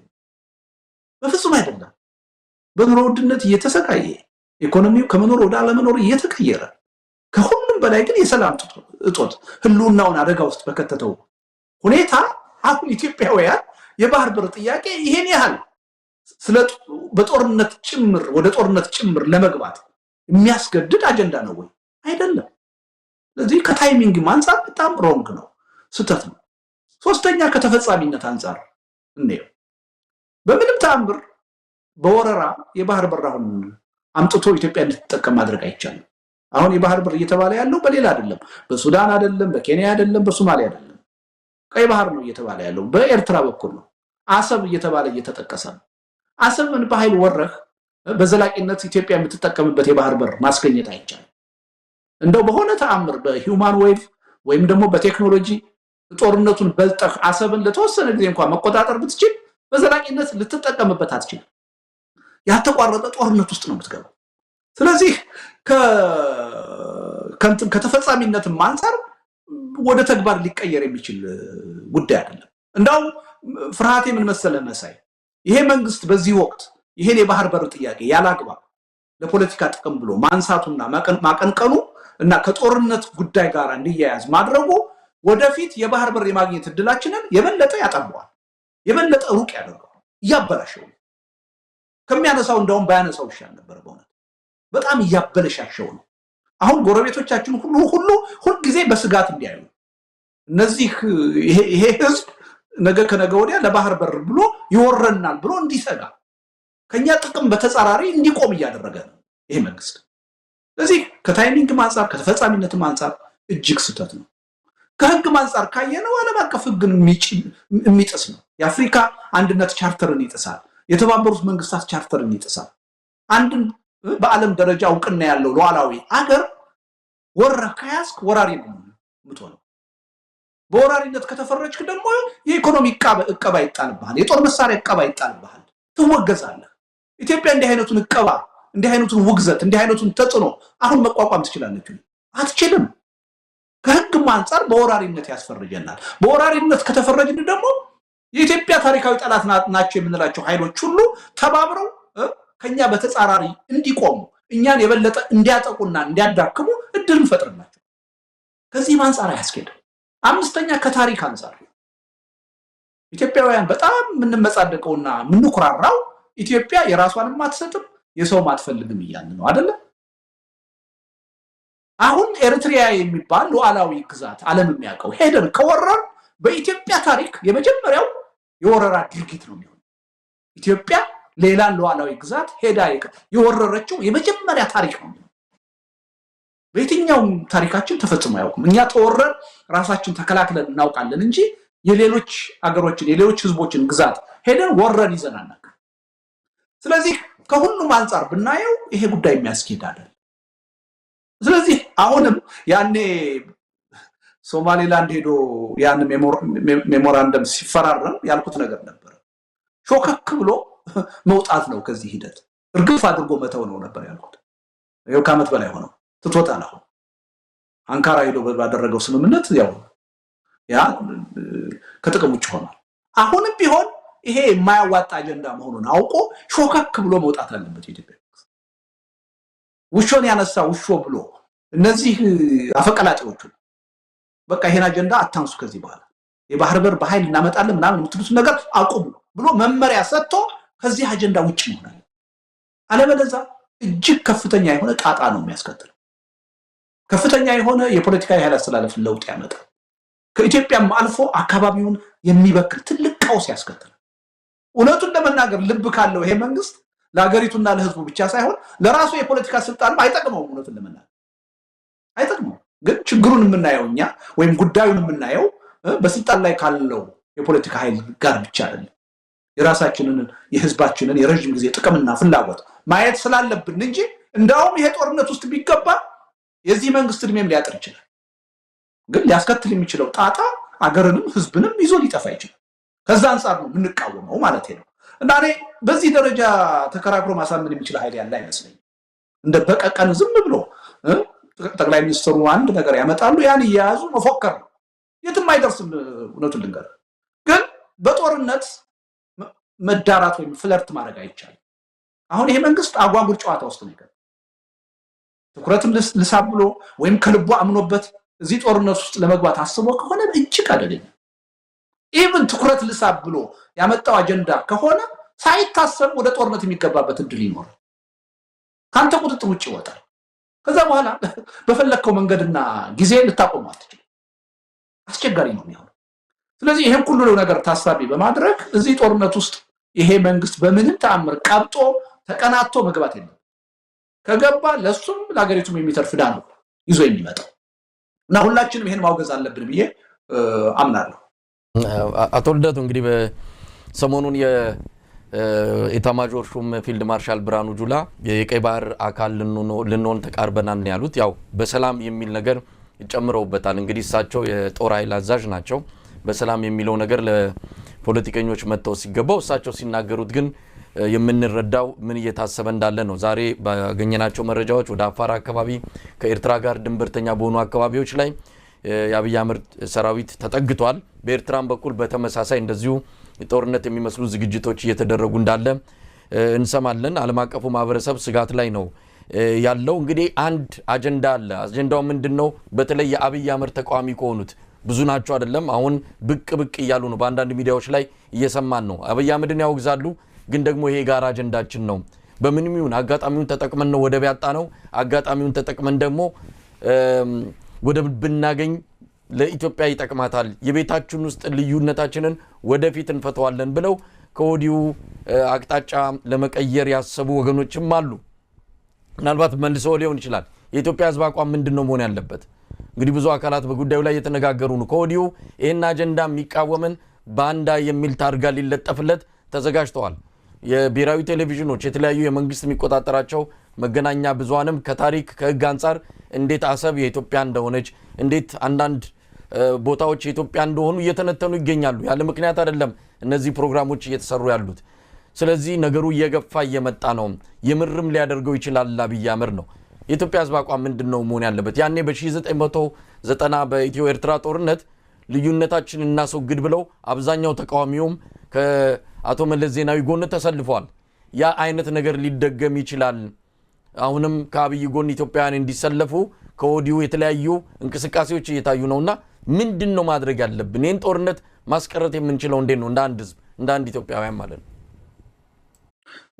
አሁን ያነሳው የኢትዮ ኤርትራ ጦርነት በባድመ ጊዜ ማለት ነው ያ የተለየ ሁኔታ ነው አንደኛ የኢትዮጵያ ህዝብ እንዳሁኑ በእርስ በርስ ጦርነት ውስጥ አይደለም ያኔ የነበረው የክፍፍሉ ደረጃም አሁን የደረስንበት ደረጃ ላይ አልደረሰም ነበር እና ብሔራዊ አገራዊ ስሜትም እንዳሁኑ ተሟጦ ያለቀበት ሁኔታ አይደለም የነበረው በተወሰነ ደረጃ እርሾ ነበር ስለዚህ እንደዛ አይነት መነሳሳት በህዝብ ውስጥ ቢታይ ያን ያህል የሚያስደንቅ አይደለም ያኔ ነባራዊ ሁኔታ ነበር ማለት ይቻላል ሁለተኛ ኢትዮጵያ ተወራሪ ነው ነበረች ያኔ የኢትዮጵያ መንግስት ሄዶ የኤርትራ መንግስት ወሮ አይደለም ሻቢያ በእብሪት ወረራ በመፈጸሙ ነው እና ወረራ አንድ ሀገርና ህዝብ ሲፈጸምበት የግድ ነው ሆ ብሎ ይነሳል አሁን ወረራ ተፈጽሞብን እኮ አይደለም አንደኛ ሁለተኛ ራሳችን ይሄ መንግስት በስልጣን ላይ ያለው መንግስት ህይወታችንን ከመኖር ወደ አለመኖር እየቀየረው ነው በየጊዜው እየጨፈጨፈ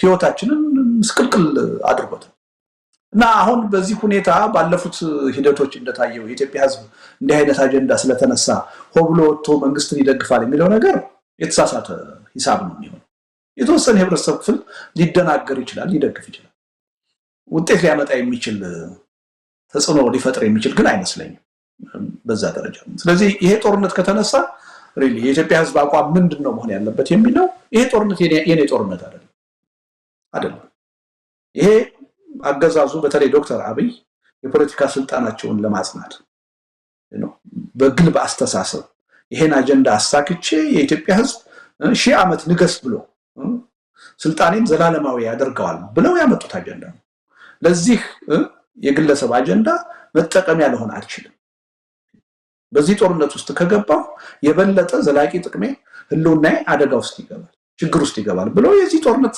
ደጋፊ መሆን የለበት እንዳውም በአደባባይ በይፋ ተቃዋሚ ሆኖ ነው አቋም መውሰድ ያለበት አንድ ነው እኔ ችግሩ እሱ አይመስለኝም የፖለቲካ ኃይሎች የሚይዙት አቋም ነው ችግሩ ብዙ የፖለቲካ ኃይሎች ኢትዮጵያ ውስጥ አሉ በየታጠቁ ኃይሎች አሉ ሜጀር የሚባል አሁን የትግራይ ኃይሎች አሉ ፋኖ አለ ኦላ አለ እነዚህ ኃይሎች የሚይዙት አቋም ምንድነው ቅድም እንዳልከው በዚህ አጋጣሚ የባህር በር እናገኛለን ሳይሆን እነዚህ ኃይሎች በዚህ አጋጣሚ መንግስትን መጣል እንችላለን የሚል አስተሳሰብ አለ እኔ በዛ ደረጃ እርስ በርስ ሊተባበሩ ይችላሉ ከሻቢያ መንግስት ጋር ግን በዚህም ጉዳይ መተባበር አለባቸው ብያለሁ እኔ ስለማላምን ግን እነሱ ሊወስዱ የሚችሉትን አቋም ማስቀየራለሁ ማለት አይደለም ይሄ መንግስት አሁን እንደሚለው ተቀናቶ ወደዚህ ጦርነት ውስጥ የሚገባ ከሆነ እኔ ባልፈልገውም እነዚህ የፖለቲካ ኃይሎች በአንድም በሌላ መልኩ ከሻቢያ መንግስት ጋር ሊደራደሩ ሊወያዩና አብረው ሊቆሙ እንደሚችል ተረጥራለሁ ገምታለሁ ያ ወዴት ነው የሚወስደው ምንድነው የሚያመጣው የሚለው ነገር ይሄ መንግስት በስልጣን ላይ ያለው መንግስት ቆም ብሎ ማሰብ መቻል አለበት ይሄ ጦርነት አንድ ጊዜ ከፈነዳ የሚያስከትለው ውጤት እጅግ ከምንገምተው በላይ ዘግናኝ ነው የሚሆነው የሀገሪቱን አጠቃላይ ነባራውን ሁኔታ የሚቀይር ነው አሁን ሰሞኑን ጀነራል ጻድቃን እንዳሉት የሀገሪቱን አጠቃላይ ካርታም የሚቀይር ሊሆን ይችላል ህልውና የሚቀይር ሊሆን ይችላል ከመኖር ወደ አለመኖርም ሊያሸጋግረን ይችላል እና ህዝቡ በስሜት ይሄ የሀገራዊ ፍቅሩ ያለውን የፓትሪዮት ስሜት ተጠቅመው ቀስቅሰው ወደ አልተገባ ጦርነት ለማስገባት ጥረት የሚያደርጉ ኃይሎችን እረፉ ማለት አለበት እዚህ ጦርነት ውስጥ አልገባም የኔ ጦርነት አይደለም አይጠቅመኝም የባህር በር እንዲኖረኝ ይፈልጋለሁ አዎ ያን ግን በሰከነ ሁኔታ በተለያዩ አማራጮች በሂደት ማስጠብቅበትን ትግል አደርጋለሁ የባህር በር ያስፈልገኛል ብዬ እናንተ ባጠመዳችሁልኝ ወጥመድ ውስጥ አልወድቅም የእናንተ የስልጣን ማራዘሚያ አልሆነም ብሎ ህብረተሰቡ መቃወም አለበት መቃወም ብቻ አይደለም ሪሊ ይሄ ጦርነት እንዳይታወጅ እንዳይነሳ መታገል አለበት ብዬ ነው ማምነው በተለያየ መልኩ እንደቱ ሌላው እንግዲህ አንተን ካገኘው አይቀር ማነሳው ትንሽ ጎላ ብሎ ከወጡ የፖለቲካ ክስተቶች አንዱ የኦሮሞ የፖለቲካ ድርጅቶች በቅርቡ በአዲስ አበባ ያደረጉት ስብሰባ ነው የተለያዩ ስሜቶች ተፈጥረዋል ብዙ ነገሮች ተብለዋል በወቅቱም በእርግጥ በአደባባይ የተነገረ ባይሆን በተለያዩ የመረጃ ምንጮች እንዳረጋግጥ ነው ሰሜኖች ተያይዘው እየመጡ ስለሆነ የኦሮሞ ኃይሎች ልዩነታቸውን ወደ ጎን አድርገው ስልጣኑን ከእጃችን ሳንነጠቅ በጋራ እንደን የሚመጣውን ኃይል መመከት አለብን የሚል በብልጽግና ገፋፊነት ወይም ደግሞ ከጀርባ በፋይናንስም ሆነ በተለያየ መልኩ ድጋፍ በማድረግ የተካሄደ ስብሰባ እንደሆነ ኦላም ገልጾታል በተለያየ መረጃ ምንጮችም አረጋግጠናል ሆነም ቀረም በመግለጫ ያስተላለፉት ላይ እናተኩራለን በመግለጫቸው ብዙ ነገር ብለዋል የኢትዮጵያ ፖለቲካ ፓርቲዎችም በአዲስ አበባ የጋራ መግለጫ አውጥተዋል በተለይም ደግሞ የተለያዩ አካባቢዎችን በመጥቀስ የኦሮሚያ ክልል አካል እንደሆኑና እንዲደረጉ የጠየቁበት የሽግግር መንግስት በኦሮሚያ እንዲመሰረት ለዚህም ደግሞ የኦሮሞ ነጻነት ሰራዊት እንደነው ጥበቃ እንዲያደርጉ ሰራዊት አሰማርቶ ማለት ነው እነዚህ ነገሮች የውይይት አጀንዳ ሆነው ተነስተዋል እንዴት አየው ግን ምናልባት የኦሮሞ ፖለቲካ ድርጅቶች በዚህ መልኩ የኦሮሚያን ችግር በመፍታት መረጋጋትን መፍጠር እንችላለን ብለው ነው ኢትዮጵያ እንዲየታመሰች በእነሱ ክልል ብቻ ያንን የሽግግር መንግስት መስርተን ሰላም እናገኛለን ብለው አስበው ከምን የመነጨ ይመስላል እንዴት አየው አጠቃላይ መግለጫቸውን መሳይ አንድ ሁለት ጊዜ ሌሎች ሚዲያዎች ላይ ተጠይቄ መልስ ለመስጠት ሞክሬያለሁ በዚህ ጉዳይ እና ምንድነው አንደኛ አሁንም የመንግስት ወጥመድ ውስጥ ወድቀዋል በነገር ላይ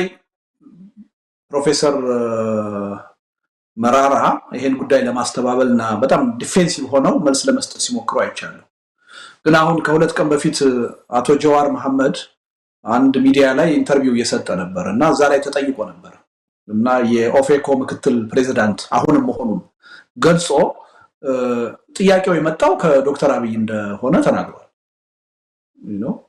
በግፊት ነው ይሄ ስብሰባ የተካሄደው መደራደር እንፈልጋለን ተሰብሰቡና አጀንዳ ቀርጻችሁ እንወያይ እንደራደር የሚለው ጥያቄ ግፊቱ የመጣው ከመንግስት ነው አንድ እና ጅዋር ጉዳዩን በዝርዝር መግለጽ ባይደፍርም ከዛ በኋላ የፒአር ስተት እንደተሰራ ጥፋት እንደጠፋ ማምኖ የተቀበለበት ሁኔታ አለ ይሄን ምለው በግሉ ይሄን ስለተናገረ ሳይሆን እዛ ፓርቲ ውስጥ አሁንም አመራር መሆኑን ገልጾ ስለተናገረ ነው ኃላፊነት ወስዶ ስለተናገረ ነው ስለዚህ የገዢ ፓርቲ ሴራ ሰለባ ሆነዋል እነሱ የመሰላቸው በቅንነት መንግስት ለድርድር ለመቀመጥ ፈልጓል ስለዚህ አጀንዳችንን እንቅረጽ ያን አጀንዳችንን ደግሞ ከረር አድርገን ብናቀር ኋላ የምናገኘው ውጤት እኛ የምንፈልገውን ይሆናል የሚል ሂሳብ ውስጥ ገብተዋል እና መንግስት ደግሞ የፈለገው ምንድነው የከረረ አቋም ይዘው ብቅ ሊሉና ራሱን ለዘብተኛ አድርጎ ለማቅረብ ነው የፈለገው ይሄው እነዚህ አክራሪ ኃይሎች ናቸው እኔ ይሻላችኋለሁ የሚል ፖለቲካ መስራት ነው የፈለገው ስለዚህ እዛ ወጥመድ ውስጥ ገቡ በጣም የከረረ አቋም እንዲይዙ ተደረገ ያን አቋም ይዘው ብቅ አሉ በአደባባይ እንዲናገሩ ተደረገ በአደባባይ ከተናገሩ ማግስት ነው የኦሮሚያ ክልል ቃል አቀባይ ወጥቶ ቀባጃሪ ናችሁ ብሎ የተቻለ ቅዠታም ናችሁ እና እንደውም ስለ ህገ መንግስት ስለ ፖለቲካ ምንም ክሉ የላችሁ እኔ ላስተምራችሁ ይችላል ብሎ አሾፈባቸው አሁን እውነቱን ለመናገር ዝም ብሎ ዲፌንሲቭ መሆን አይጠቅም እነዚህ ሁለት ትልልቅ ድርጅቶች ናቸው በጣም በሚያሳዝን ሁኔታ አላስፈላጊ የሆነ ወጥመድ ውስጥ ገብተዋል የተሳሳተ ሂደት ውስጥ ነው የነበሩት ስለዚህ ይሄን ተሳስተናል መንግስት ነው ያሳሳተን ይሄን ነገር አስቀድመን መንቃት ነበረብን ብለው ማመን ነው የሚሻላቸው ነው ስለማናገር እነዛ የከረሩ አቋሞችንም ያነሳ ነው ለድርድር የምንቀርብ መስሎን ነው ቢሉ ነው የሚሻል እንጂ እነዛ የተጠቀሱ አቋሞች በትክክል አምነንባቸው ያያዝናቸው የኛ አቋም ናቸው የሚሉ ከሆነ ሁሉም የኢትዮጵያ ህዝብ ሊታገላቸው ነው የሚገባው ምክንያቱም በጣም ጭፍን የሆነ አከራሪ የሆነ አገር ሊያፈርስ የሚችል አቋም ነው ይዘው የመጡት ይሄን ማናችንም ዝም ብለን ልናልፈው እንችላለን ምን ታገለው ነገር ግን እኔ ከዛ በፊት እነሱ ወደ ልቦናቸው ተመልሰው የሰሩትን ስህተት ቢያምኑ ጥሩ ነው ብዬ ነው። አሳስቶናል ገዢው ፓርቲ ሳናስበው ወጥመድ ላይ ወድቀን የሱ መጠቀሚያ ሆነናል። እንደራደር ሲለን ነው ይሄን አክራሪ የሆነ አቋም ይዘን የቀረብ ነው እንጂ እኛ በዛ ደረጃ እያሰብን አይደለም ቢሉ የተወሰነ ነገር ሊቀርፉ ይችላሉ የሚል እምነት አለ እና እኔ በዛ ወጥመድ ውስጥ ገብተው ተሳስተዋል የሚል እምነት ነው ያለኝ። ዞሮ ዞሮ አጣብቂኝ ውስጥ የገቡት እነሱ ናቸው።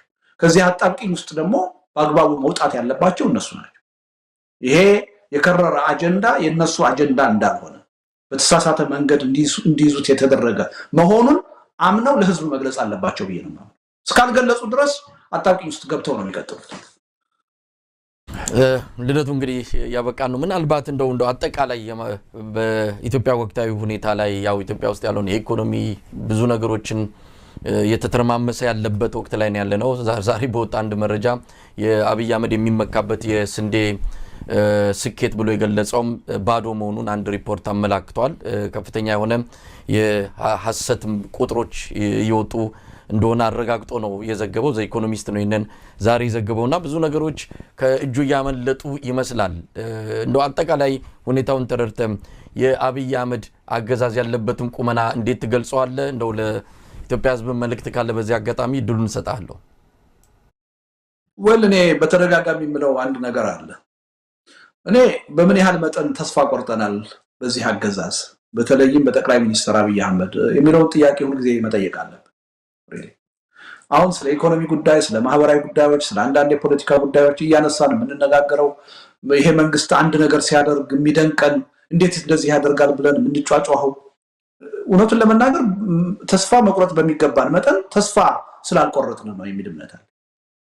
እኔ ይሄ መንግስት በስልጣን ላይ እስካለ ድረስ በተለይም ዶክተር አብይ አህመድ የሚባሉ ሰው በስልጣን ላይ እስካሉ ድረስ ከጊዜ ወደ ጊዜ የሚባባስ እንጂ የሚፈታ ችግር የለም። ከአንድ ቀውስ ወደ ሌላ ቀውስ ነው እየተሸጋገርን ነው የምንሄደው። ይሄው አሁን አገር ውስጥ ያለው ጦርነት ከመኖር ወደ አለመኖር እየቀየረው ነው ህይወታችን። ያ አላንስ ብሎ ያ አላጠግባቸው ብሎ ነው እንደገና ከውጭ ኃይሎች ጋር ከውጭ መንግስታት ጋር እንደገና ሌላ ውጊያ እንዲፈጠር ወይም ለዛ ዝግጅት እያደረጉ ያለው ይሄ አገዛዝ ቀውስ ጠማቂ ነው። ያለ ግጭት ያለ ቀውስ አልኖርም ብሎ የወሰነ ኃይል ነው። ያ አገዛዝ በስልጣን ላይ ባለበት ሁኔታ መቼም ቢሆን ከችግር ልንላቀቅ አንችልም። አለመላቀቅ ብቻ አይደለም ከአንድ ቀውስ ወደ ሌላ ቀውስ እየተሸጋገር ከቀጠልን በኋላ ወቅት ላይ አንድ ቦታ ላይ ነገሮች ከቁጥጥራችን ውጭ ወጣ ስቴትለስ የሆነ መንግስት የለሽ ሁኔታ ውስጥ ነው የምንገባው። ስለዚህ እየተጨራረስን ይቺ ሀገር ትፈራረሳለች። ይሄ መንግስት ሄዶ እዛ ነው የሚያደርሰን፣ ወደ ሌላ በጎ አቅጣጫ ሊያስገባን አይችልም። ስለዚህ እዚህም እዛም በሚሰሩ አንዳንድ ጥቃቅን ነገሮች ትኩረት ሰጥተን መነጋገር ብዙ ፋይዳ ያለው አይመስለኝም። አሁን ይሄ የስንዴ ነገር ምንም የታወቀ እኮ ነው። ይሄ መንግስት 130 ሚሊዮን ህዝብ እንደሚያስተዳድር እስካሁን አላወቀም፣ እስካሁን አልገባውም። ለዛ ነው በኮሪደር ልማት፣ በሎጂ ግንባታ፣ በፓርክ ግንባታ ሲመጻደቅ ትኩረት ሰጥቶ ስለነሱ ሲያወራ የምንሰማው እኮ 80% አርሶ አደር የሆነ 130 ሚሊዮን ህዝብ እንደሚያስተዳድር እስካሁን አላወቀም። የሥራ ድርሻውን አላወቀም። የዚህ ትልቅ ሀገር መንግስት ሆኖ እንደ አንድ ከተማ ከንቲባ ነው የሚያስበው። ከከንቲባም በታች ነው። የኮሪደር ልማት የፓርክ ግንባታ ለአዲስ አበባ ከንቲባም የሚመጥን ስራ አይደለም። በአዲስ አበባ መዘጋጃ ቤት የአንድ ክፍል የአንድ መምሪያ የሥራ ኃላፊነት ነው መሆን ያለበት። ይሄ መንግስት ግን የሀገሪቱ መንግስት ሆኖ በየቀኑ ሲያወራ የሚውለው ስለ አዲስ አበባ ኮሪደር ልማት ስለ ፓርክ ግንባታ ነው። ራቅ ብሎ ሄደ ከተባለ ስለ ሎጂ ግንባታ ነው የሚያወራው። በግል ሀብቶች በቀላሉ ሊሰራ ስለሚችል ኢንቨስትመንት ነው የሚያወራው። እና ይሄ መንግስት በምንም ተአምር ለዚህ አገር ለዚህ ህዝብ የሚመጥን አይደለም ቀርቶ ችግራችንን ሊፈታ አዳዲስ ችግሮችን በየጊዜው እየፈጠረ ነው የሚሄደው። ስለዚህ ይሄ መንግስት በስልጣን ላይ እስካለ ድረስ ከቀውስ ወደ ቀውስ ነው የምንሸጋገረው። የሚፈታ ችግር የለም። ከዚህ ለመውጣት ከፈለግን በአገዛዙ ያለን ተስፋ ሙሉ በሙሉ ሊሟጠጥ ይገባል። ስለዚህ ይሄን መንግስት ታግለን መለወጥ መቻል አለብን በሚለው ላይ መረባረብ አለብን። ስለዚህ በየቀኑ የምናወራው የምንነጋገረው ምን ብንሰራ ነው ምን ብናደርግ ነው ይሄን ለውጥ የምናመጣው በሚለው ላይ ነው ማተኮር ያለብን። እሱ በሚሰጠን አጀንዳ ጊዜያችንን ጉልበታችንን ትኩረታችንን ማጥፋት የለብንም የሚል እምነት አለ። ምን ብናደርግ ነው ይሄን መንግስት ከዚህ ሂደት አቁመን ይሄን አደጋ ልንቀለብስ የምንችለው የሚለው ላይ አተኩረን መነጋገር አለብን። ወደ ራሳችን ወደ ውስጣችን ማየት መቻል አለብን። ይሄ አገዛዝ እጅግ ደካማ ሆኖ ያለ በስልጣን ላይ እስካሁን መቀጠል የቻለው ወደፊትም መቀጠል የሚችለው በእኛ አንድ አለመሆን በእኛ ደካማ መሆን እኛ መስራት የሚገባንን መስራት ባለመቻላችን በሌላ ምክንያት አይደለም። እንደዚህ አይነት ደካማ መንግስት በሌላም ዓለም በኢትዮጵያም ታሪክ ታይቶ አይታወቅም። ግን እኛ የበለጠ ደካሞች ስለሆነ ነው በስልጣን ላይ መቀጠል የቻለው። እኛ መስራት ያለብንን ስራ በተገቢው ጊዜና ሁኔታ መስራት ስላልቻለ ነው። ስለዚህ ፕሊዝ ወደ ውስጣችን እንይ፣ የራሳችን ድክመትና ችግር እንመርምር። እሱን ችግር ፈተን አንድነት ፈጥረን ህብረት ፈጥረን መንቀሳቀስ ከቻል መታገል ከቻል ሪሊ አምባገነን መንግስት የቱንም ያህል እየገዛን ሊቀጥል አይችልም። እኔ መልእክቴ ይሄ ነው። መሳይ ድሉን ስለሰጠ ከልብ ነው የማመሰግነው። በእውነት በጣም አመሰግናለሁ አቶ ልደቱ አያሌው። በተመልካቾች ስም ከልብ ነው ማመሰግነው። ዳግም እንገናኛለን። እግዚአብሔር ይስጥልኝ። አመሰግናለሁ መሳይ። እግዚአብሔር ይስጥልኝ።